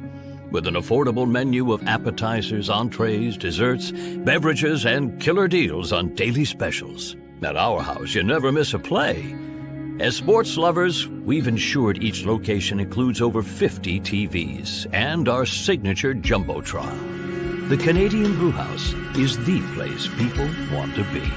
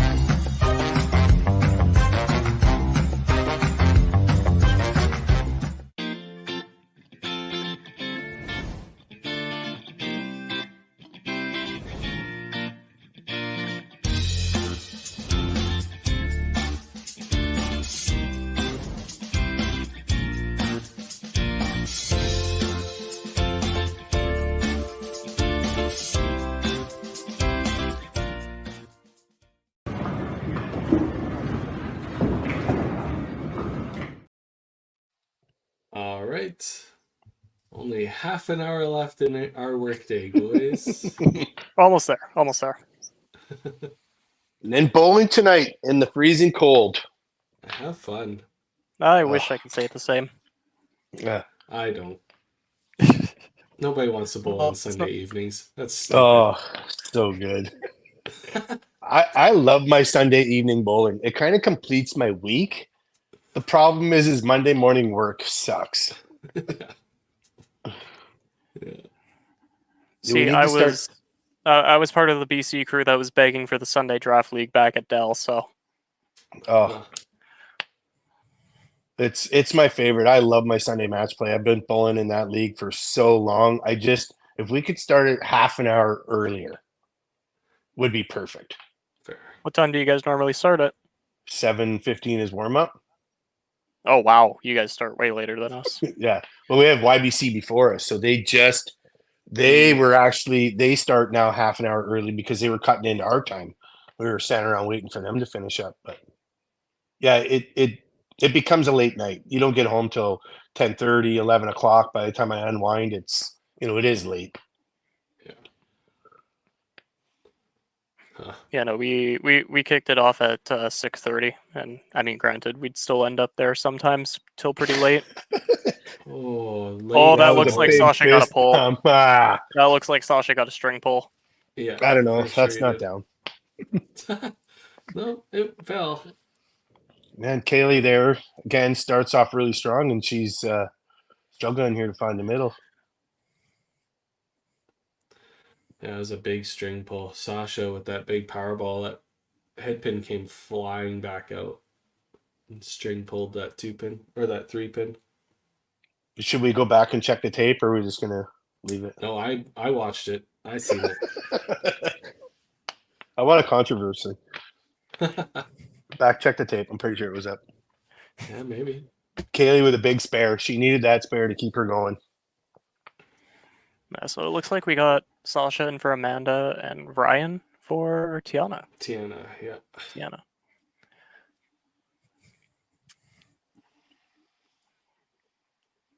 Derek gets roasted.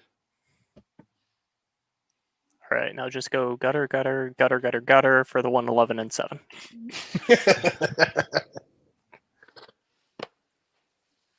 I still can't believe I threw 3 back-to-back 111 and the 7s in Winnipeg. Yeah. Jeez. I owed Harms a whole tower. I guess. Derek put an end to that.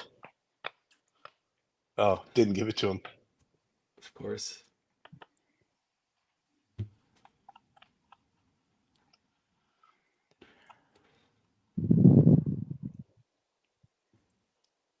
No, they're all still pretty close. It looks like other than that match right now, Riley and Ron.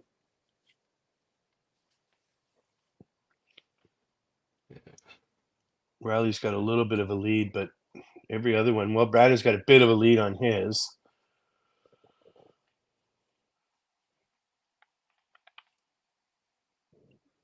It's always a lot more enjoyable to watch it when it's a super close game. Yeah. Blowouts are never great for viewing. Granted, I say that, yet I was having a heart attack every match for Matt Harms's Regina run. Yeah. I think his last 3 matches before Mitch were won by an effective 4 pins, assuming bag outs. Against, it's not even like he was against the who did he play? I know he played Greg DeGrazia and Tyler. I don't remember who else he played. But those are 2 guys I wouldn't want to face either. No. Yeah. So good frame for both teams. 4 marks on each side after the commercial break. And both went right corner missed too, so those are bombs for the next frame. Yeah. Oh man. That's a good ball too, and well, that's probably for those 2 pins that he missed. He should be pretty good at getting those.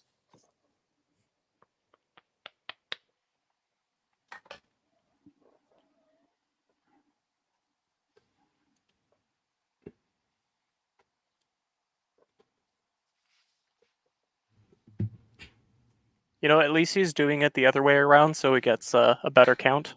The full 15 on his strikes instead of. Yeah, Yeah. adds up a lot better.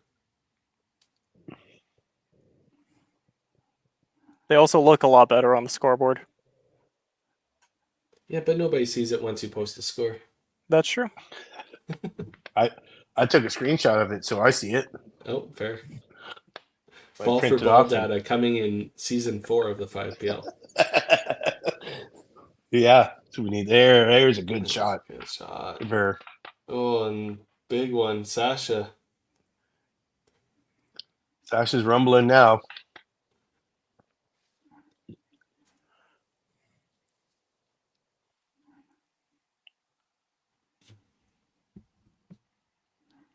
Is the video quality okay for you guys? Because on one of my screens it's fine, the other no, it isn't. It's A little getting slow rougher. motion there. Okay.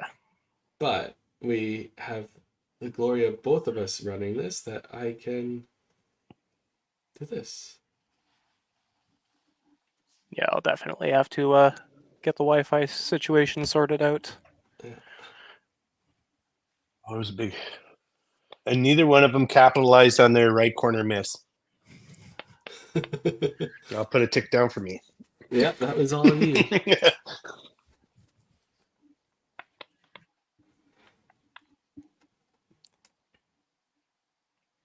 Ron's been, pretty steady both of the two games we've watched him play. Just slowly going about his business.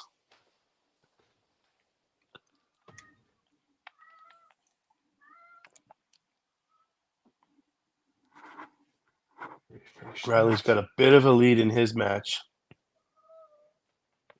Oh no, they're pretty much even.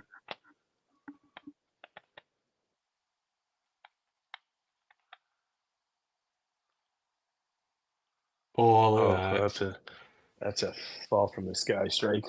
Another string pull.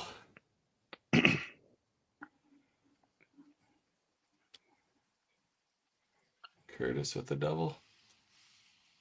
Refresh their feet too. It's two doubles in the bottom for Misfits. Helps keep them up with the strikes are down. Oh no, they have their 4 marks and doubles and yeah. Northern Knockouts. Yeah, Northern Knockouts have 2 sets of doubles. Yeah, they both have doubles too. So even pretty still, much even there. Just down to 60 points.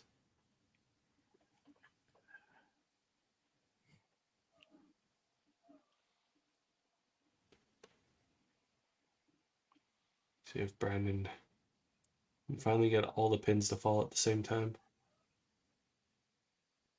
Nope. Doesn't look like it. Wiggling. He thought it was though. He was begging for it. There was hope. I mean, they're good counts. Coralie kind of lost it there after the 6th frame.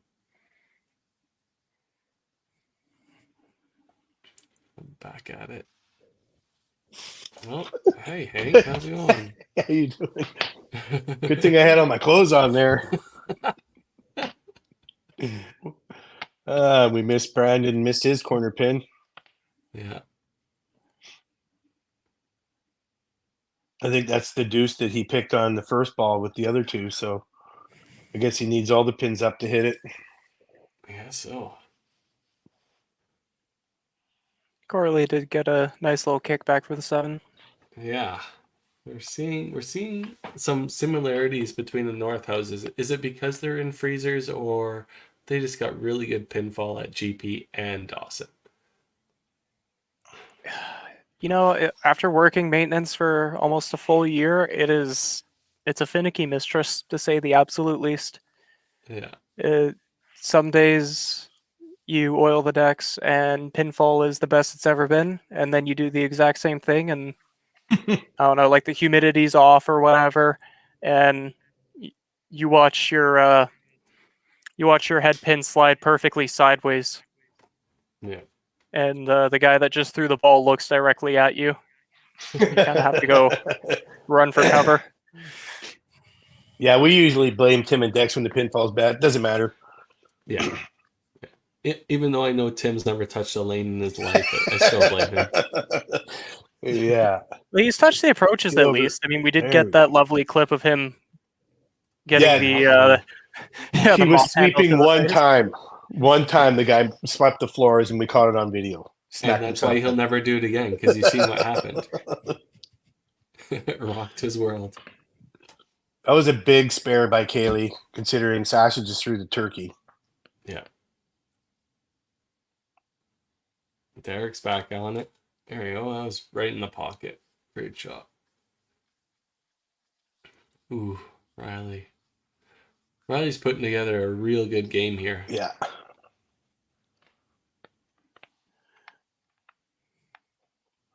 Hey, Ron needs to keep the team going here. They still got the lead. I believe that one came out. Did Riley's come out of the gutter or did I think it came out of the gutter. Yeah. I think it did. It looked he looked pretty unsure of it when it left his hand, so I think the fact we're seeing Rich run back, yep, that's yeah. You Ron can with put the tick down 7. for me, Henry. What's that? Yeah, You can tick put down tick for you. down for me. Yeah, I got you. Yeah, thank you. Got you. I think you're at 7. I've only got 3. What? Yeah, I've been keeping track. I can go back and watch this later and count them all. I like how the scorekeeper always wins. Oh, for sure it is. That's a tough frame for Ron. He was really rolling there. He had a chance to gain some pins. Yeah.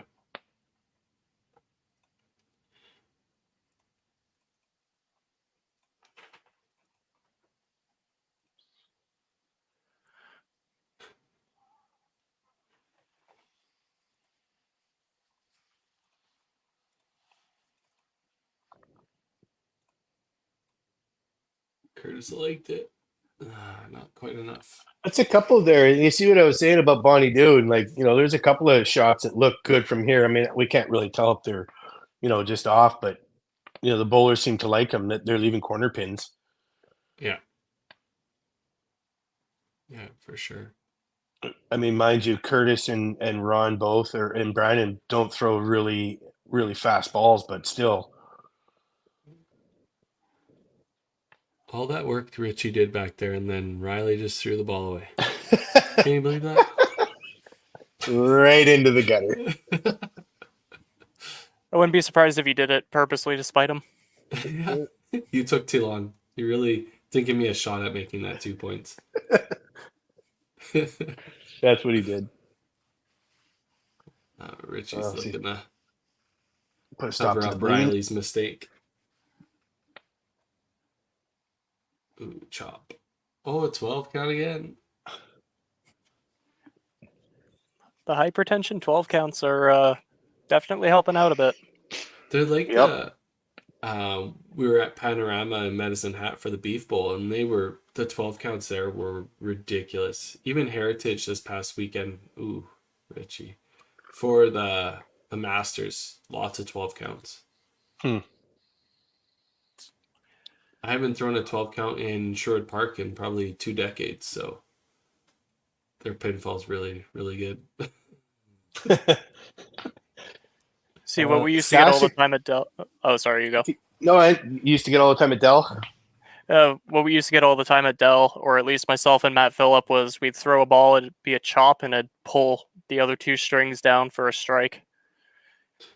We always got some looks when we did that.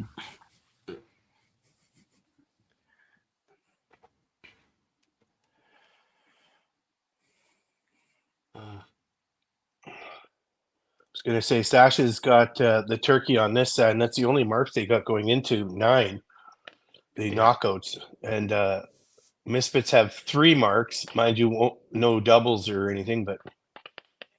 Yeah, Sasha single-handedly kept them in with a pretty bad frame.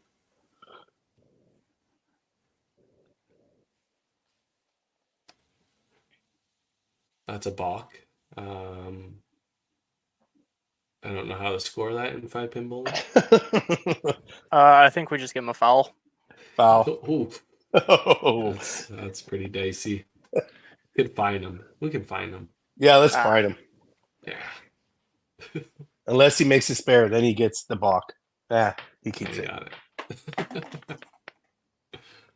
It's the only time a balk is good. Sasha is just on fire. Yeah, He's big pumping up four his bagger. team. He's Ham bone. get on. I'll carry you guys. He probably could. He probably could, yeah.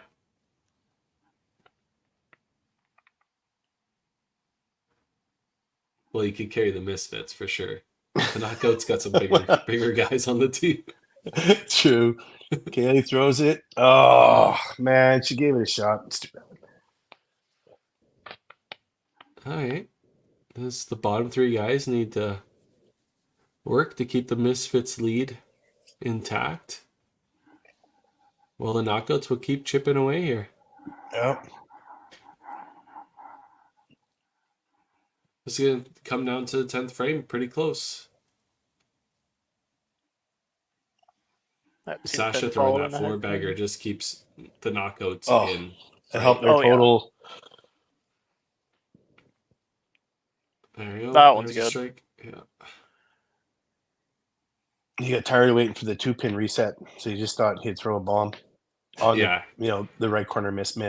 Why waste this Guaranteed strike. I'm removing a tick. All right. I mean, if you think about it this way too, as long as you're not in the 10th frame, if you throw a strike, that's just 2 less balls you have to throw. Yep. Fair. Derek like that. Looked good there with a couple. Yep. Big double. Big double. Covers Sasha's double, right? Yeah, keep your team totals matching. Oh, Richie with another 12 miss. He's gonna want both those back. Yeah. Ron gets tapped. So if Ron spares this, whatever Curtis does, if he marks, will be a bonus mark.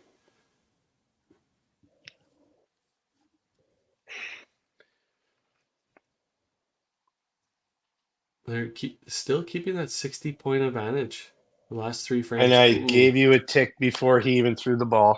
Yeah, that was a good call. I'm not going to say anything for the rest of this match.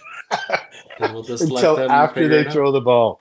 Yeah. So we'll just let Henry do all the talking so that he starts, catching up to us on the ticks. Yeah. So when Curtis throws his strike here, they will be 3 marks to 3 marks. Exactly what they're looking for. Ron is guaranteed a strike in the 10th frame of this first ball anyways. Are you marking these ticks down? Yeah, I'm marking them down. I'm removing ticks when I'm correct. Smart. So there's one that I removed a tick because I said when he throws his bomb. Yeah. So you're removing the ticks for us too when we're correct, right? Yeah. Oh yeah, for sure. Oh yeah. Oh, okay. You're at 5 and Carrie's at 8. I've lost a couple, so I'm down to 1. I think we might need JB to fact check this. A new scorekeeper. Fact check.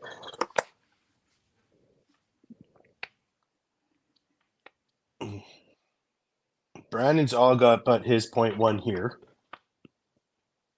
He's just looking to help pad the total.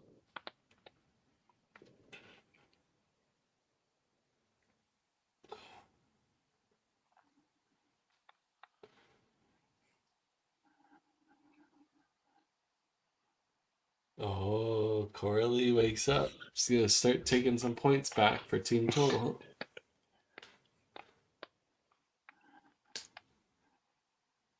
That is one of the difficult dynamics for team play that I find is, yes, you've already won your match, but you still need to throw a good ball to boost up that total as much as you can. I agree. You've won, but so what? You need the pins to help the rest of the team. Yeah. 249 solid for Brandon, but not the normal way to get the 249. No, and I was going to say, Brandon, for a 249, he really, he had the two pin spares. Right corner he missed. He opened another frame. Like, it wasn't a really strong game. It should have been a lot better. Now, that being said, I'll take a 249 all day long. Yeah, exactly. It's just the irregular way to get to it. And Sasha. Sasha's Yahtzee. carrying the team. That's such a massive point jump as well. Yeah, he came in the 6th, did he not? Yeah, he did right after the break. Yeah, he got that big string pull on the 12 count in frame 6 and then thrown 4 absolute bombs after that. Yeah, and Kaylee looked like she had her match. And did he get the... No, not that time. That's for earlier in the match. That was. But, you know, Kaylee looked like she was in control of her match, just kind of cruising along, shooting, you know, 114, 92, and then that was it. Sasha was like, not today. Yeah. Yeah. Great sub in for Sasha. It's huge. Kaylee still bowled solid. Yep. Nothing wrong with her game. 234. Double check. Refreshers. So that is what, 10... 1087? 1087 to 1104. So cut that 70 points down to 20. Derek on his double here. He needs a good shot. A big triple. It. There you go. That was a big shot for Derek. Gives him the point for sure. That looked like some very interesting rotation coming off of Ryan's hand there. That first ball.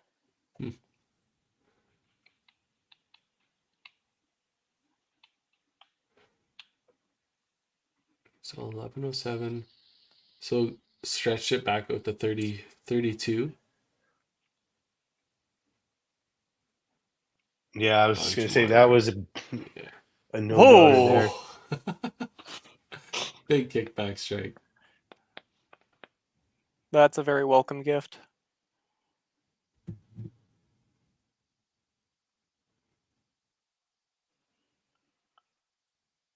Yeah, just when you thought Derek wasn't, you know, looked like he was off a little bit. At one point, we kind of talked about maybe pulling him after that 7-frame miss.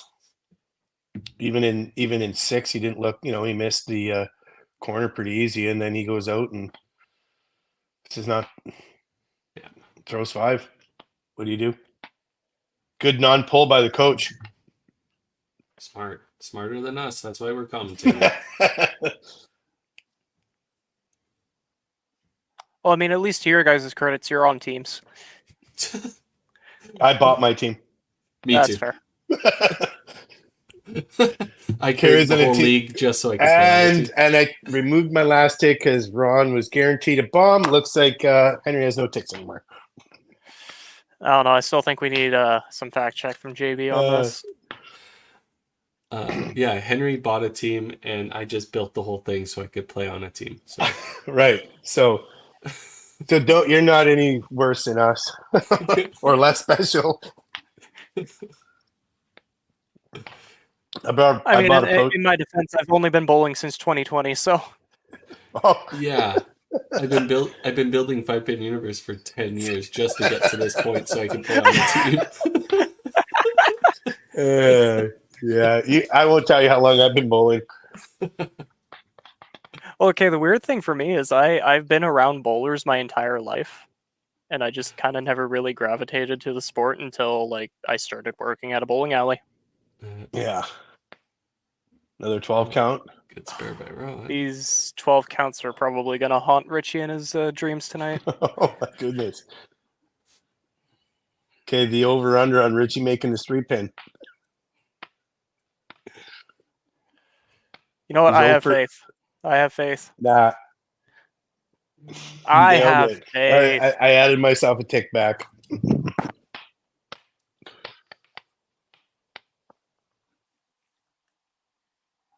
Yeah, definitely not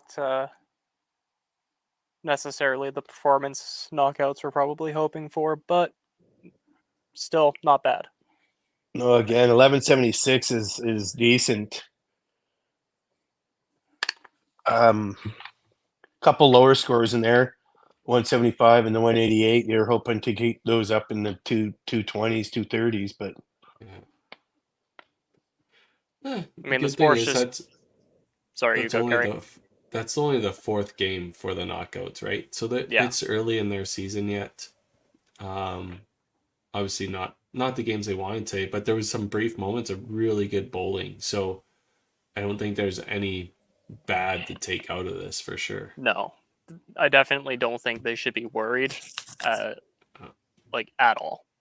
no, Sasha coming off the bench is a big positive. He threw great, but 4 points out of 16 is not what you're looking for on a Sunday morning when it's minus 50 out.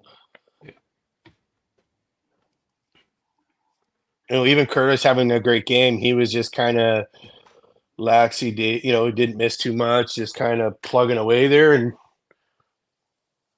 he shot, 318. Yeah. Yeah. Not too shabby. Just a little hand bone to wrap things up for the week, and pretty good bowling. All Really right. good bowling. We'll get our beautiful faces back on here. Misfits finished at 800 or 500 for today, 8 of 16. Yep. We'll bring in our managers here. So Barry and Darcy. So another 6-2 split there for you guys, Darcy. Sasha coming in there to hold the team in those 3 frames straight. That was massive to give you guys a shot going into 10. Yeah, no, he came in off the bench really well. So yeah, last year that was one of the problems that we had. We didn't have enough depth on our bench, so we're filling around with the lineup a little bit and trying to find that perfect fit. So yeah, exactly. And like we were saying, it's only the 4th game of your season. That's you guys are still trying to feel out that lineup and stuff like that. But I think that was some good bowling in there, and it wasn't the result you wanted, but solid. And you get people coming out in minus 50 weather. Everyone's got to get a chance to perform, right? And if they there's no hard feelings whatsoever if they don't throw. They got to try though. Yeah. I've sucked enough in enough big tournaments that I'd still keep coming out. I'm still going to keep trying. So that's me. I try all the time. It's not happening. Exactly. Yeah. So Barry, Misfits, big bounce back game, 6-2 win. Team's got to feel good for the day. Yeah, you're 500 for the day. That's what you want, at minimum. Yeah, wanted better, but no, yeah, it's good. Everybody wants to be better. Absolutely. No, they performed well. We'll trade you. Yeah, they will. But, yeah, that was good. With Sasha coming in, that's for sure. Yeah. Yep. Awesome. Well, good bowling. Obviously, good bowling to Derek. His finish. Curtis's finish. He was almost on the pole, like you say there, with the 7 missed 3. We had James warming up. I said, "You got one more ball. That's it," and he just kept going. So yeah. So maybe after the second frame, let Derek know you have one more ball, and then he'll just I think he'll try that. That might work. A tactic. I'll try that with you too, Henry. One more ball. I'll be pulled anyways. Can't pull me when I'm on the bench. That's fair. That is true. Well, we will let you guys go, and we'll wrap up the show here. Great week, and great rest of the season, guys. Yes, thank you. Okay. Congratulations. 1 o'clock, right on time. Man, we run a tight ship around this place, eh? Oh, always. Totally. Yep. The other stream beat us today, so I'm a little disappointed. What? 4 hours and 15 seconds. Like, we were bang on. I know. It was rough. I think it was when you started that commercial late that one time. Yeah, probably. Pretty sure that's what I was getting chit-chatted by the other stream, so I think that was the issue. Oh, they threw you off. Well, I mean, the second game did take a little bit to start as well, so that probably didn't help us. And we had that 12 count that they had to fix in the Northern Knockouts. There was a lot of things. We won't. How long ago did they finish? Like 10 minutes ago? Yeah, roughly. Oh well. Yeah. Sunday morning. What else are we gonna do? Can't win them all, I guess. Okay. Guys, Brandon, Henry, thanks very much for joining me and doing commentary, and Brandon with learning some tech side. Hopefully we'll have you up and rocking and rolling by yourself here soon. Well, not by Good yourself, job, Brandon. with better commentators, because Yeah. We're the bottom of the barrel, buddy. It gets better with anybody else. You guys are great. Thank you for having me. I mean, Awesome. it's nice to being able to be involved in bowling right now with my injury, so I'll take whatever I can get. Perfect. This will be my side gig when I quit next year. Joining the crew, are you? I have to do something. Yeah. Okay, boys. All right. Stay We'll stay run our warm. last commercial, and we'll see you all later. Take care, everyone.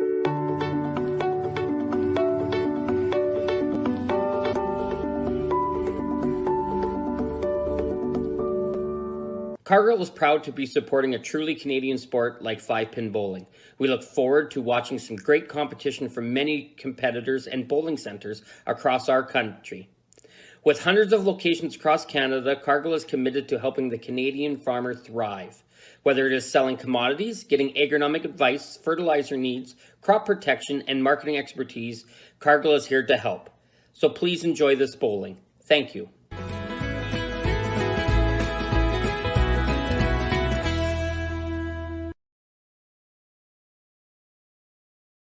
When you come to the Canadian Brewhouse, you'll feel right at home.